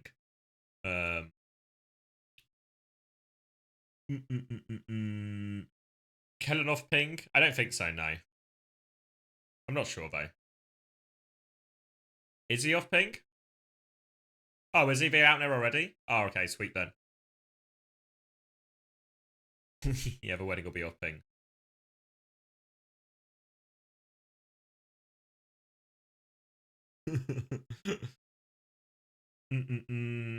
All right. 2 Team Liquid. I feel like they just lost every matchup today. I actually don't believe they do it. How does anyone know which way the bracket works going down? Maybe it doesn't matter actually. Maybe I would just predict. I feel like our top 4 stays our top 4, right? Like almost regardless of which way round it they go. I feel like it will just be Timeless and Team Liquid. This will be Team Liquid. Fuck. I want to predict SSG. I want them to win. But I feel like Nightmare are actually favored at the moment.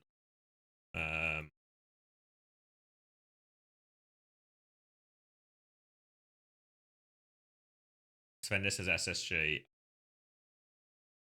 Then I think SSG good for it. Maybe. Maybe.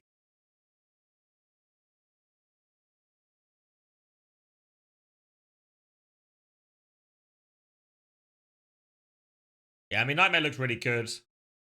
I said it earlier as well, but like word on the street is Nightmare actually very strong in scrims as well, right? This is the real important game though, right? This lower bracket final.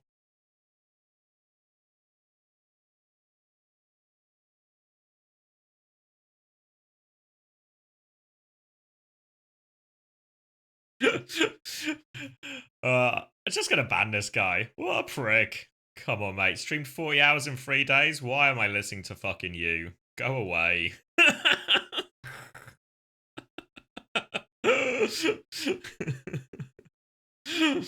Fuck me. I might also, you know what I was thinking the other day? This is my spy arc, maybe. But you know there's an option on Twitch where if I ban someone, they can't watch the stream. I think I should turn that option on. It feels really spiteful, but I think I'm into it.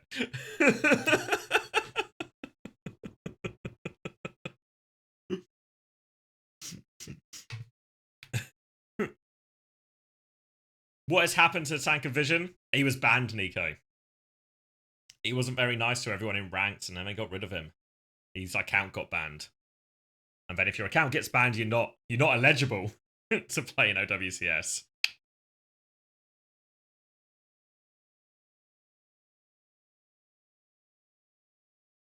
He said that and I stream crash. No, not you, mate. I'd never ban you. You're good for it.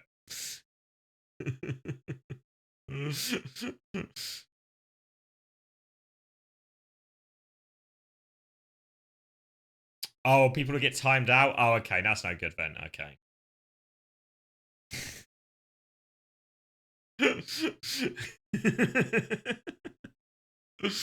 All right. Yeah, so I think so. He was a cheater? No, just banned for like I don't know what the official term is, but like toxicity, language, profanity, whatever you want to call it. Being mean to people. Yeah, being a prick.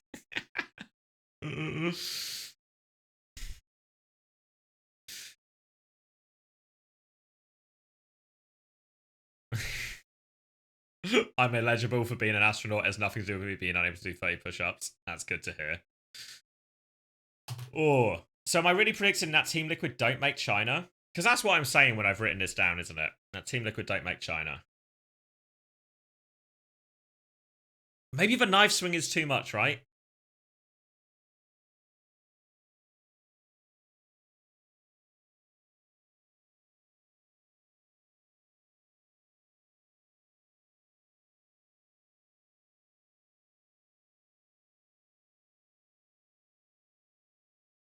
Yeah, fuck it. How am I always live? I mean, it's a good reminder that I've been live for too long, so we should actually wrap this up. Alright, this is going to be the hardest bracket of all, but let's speedrun it. Okay, so who picks who in this situation? Alcadcia versus Genji. Alcadcia versus Genji. Which way round was it? Was the... season open.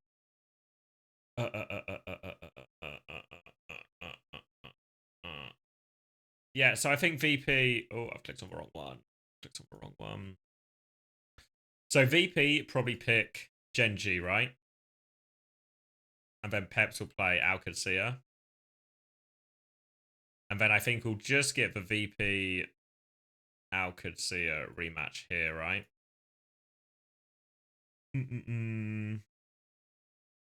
Yeah, and that's what I think as well, Aziz, since that Alcadcia match was really scary for Virtus Pro, so probably just avoid it if you have to.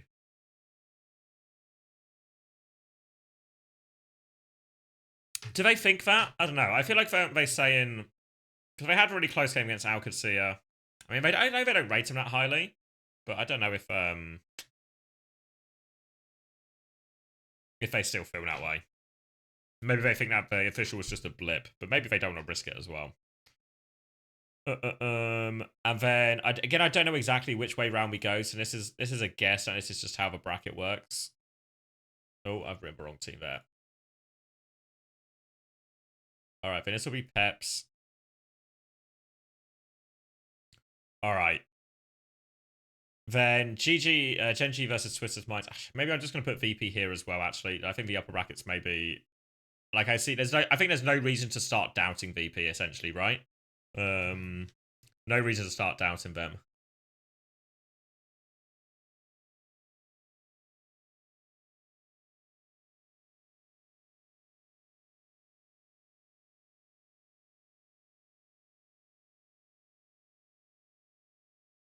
Some guy is in Rakatak's chat saying that X banned him for no reason.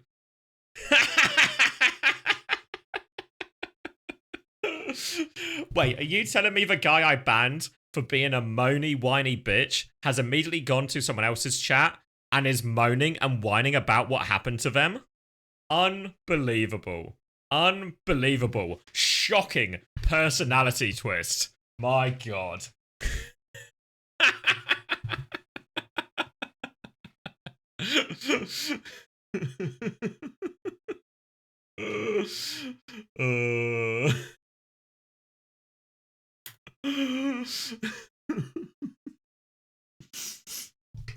It's just, don't know.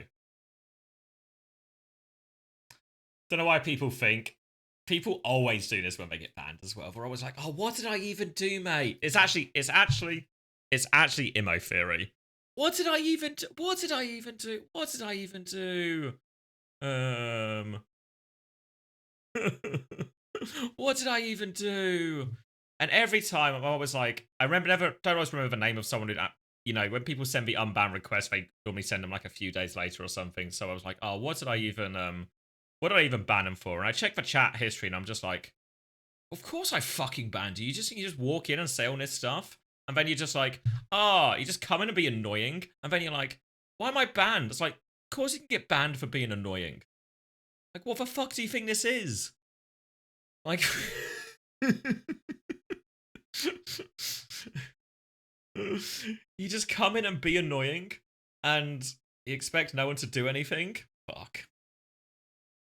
Known tyrant.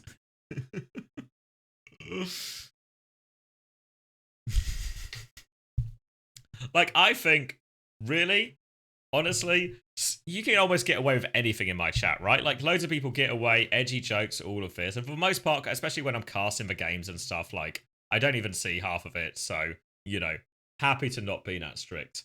But if you're just going to come in and be a bit of a dickhead or annoying or whiny, like, come on, man.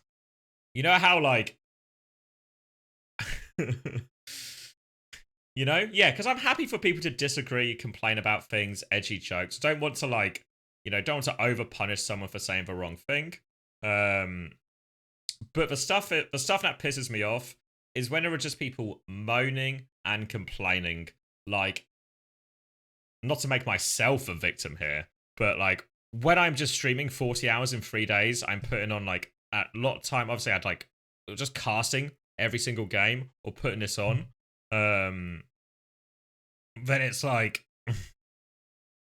But it's like you just come in and start moaning about everything. Like, piss off. I can't be asked, you know?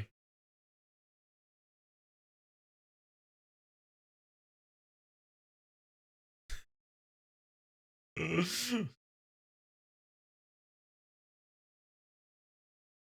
number of people that seem to understand that, yeah, free speech... Yeah, it's like, people are just fucking annoying. Like, it's the same reason Sloan got banned in my Discord. It's like, you just come and you start fucking arguments with everyone. You just want to piss everyone off. Then what do you expect to happen, you know? Like, oh, people just don't want to deal with you. Can we finish the bracket? I was low-key trying to stall time to figure it out, Wilder.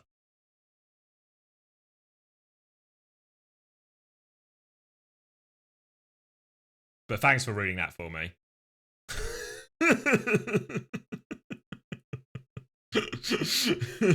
All right.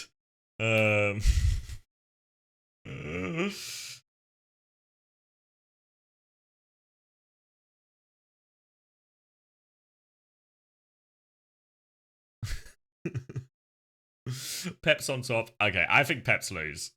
I know no one's going to believe me, but come on. It was impossible. T didn't beat them a time before, right? Was it not? Was it not? Was it not? Oh, now you've got Rack campaigning for you. He was just being a moany bitch, Rack. Come on, mate, Rack. You know how it is doing these long streams. Like 40 odd hours in 3 days. Someone just comes in moaning right at the end. Piss off, Rack. I've not got time for it. Not got time for it.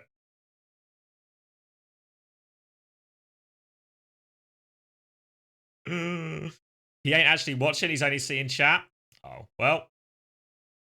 He's not committed to the campaign then, is he? All right. TM versus GG.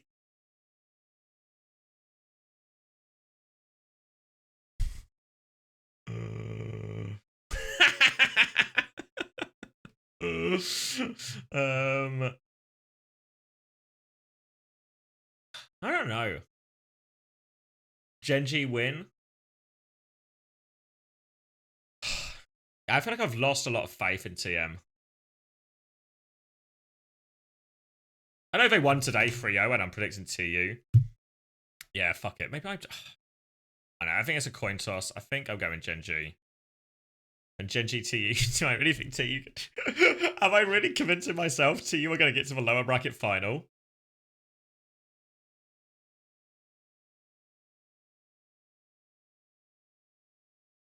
It actually... You know what is true, actually? Is it possible it's actually... Is it possible the meta is swinging away from Genji and swinging towards TM? Like, maybe Brain's right?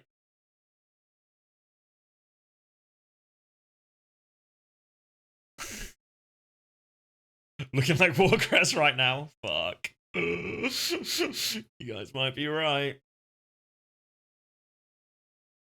So is it actually TM here? Do I predict for Genji? Is the meta against him? The problem is, I actually don't know if meta shifting that way is really... Like, is it real?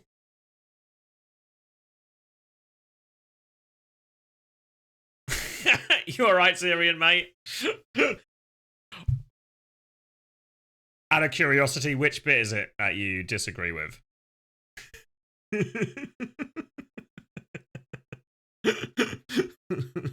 I mean, I think I can guess, but just for the avoidance of doubt.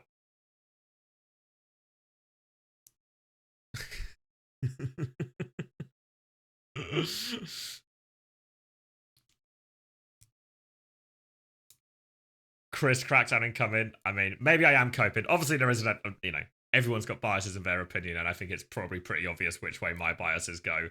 But I feel like that series against Peps, as much as you want to give them credit for the reverse sweep, it's actually got to be unlosable for TU in that situations. Maybe there's an argument that TU's confidence is just fucked and they'll just lose anyway type thing. But yeah. Then TM versus TU, really hard to convince myself we're not in a similar situation to today. I'm actually, maybe just Alcacy appealed, actually. Maybe there's a chance like Ziad gets screwed a little bit by the meta, but they just seem to be making it work on their comp. And for what it's worth, I think VP probably just hold strong and take the top seed.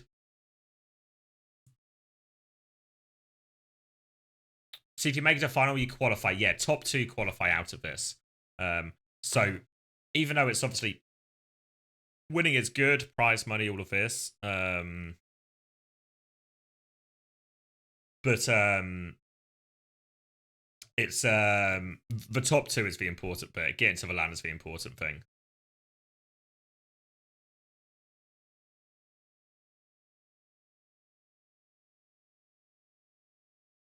So I don't know. There's probably a few hot takes in here as well, like Peps and Gen G at the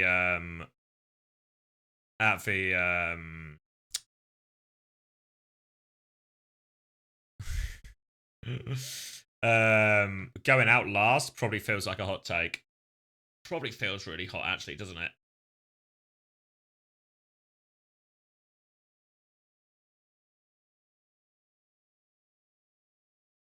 It's so dumb we saw him lose a map the other day. Yeah, you're right. You're right. I'm not reacting hard enough. All right. There we go. Done? Done. Maybe we'll revisit it next week. I'm going to do a couple of extra streams next week. Maybe on Thursday, Friday. Maybe we'll watch replays. I don't know if it's just going to be so fucking scuffed though, right? Because of the because of the replay viewer just being bugged. I know I was watching Tomathan try and stream yesterday, where he does, you know, his normal streams where he's sort of going through the clips and going through the games, finding the good stuff, and it was just impossible for him, you know. And I feel like I want to kind of do a VOD review stream, but maybe it's just so fucked with the replay viewer. I don't know if they've said anything about it. Don't know. It's just kind of broken the patch. I don't know why. See, I'm hoping they fix it. But I'll probably do a stream on Thursday as a result of that, so we can maybe look through some of the stuff in a bit more detail, figure it all out, etc. But yeah, okay. Yeah? I think more than time to call it, right? I think that final was probably underway as well, so this all probably lines up.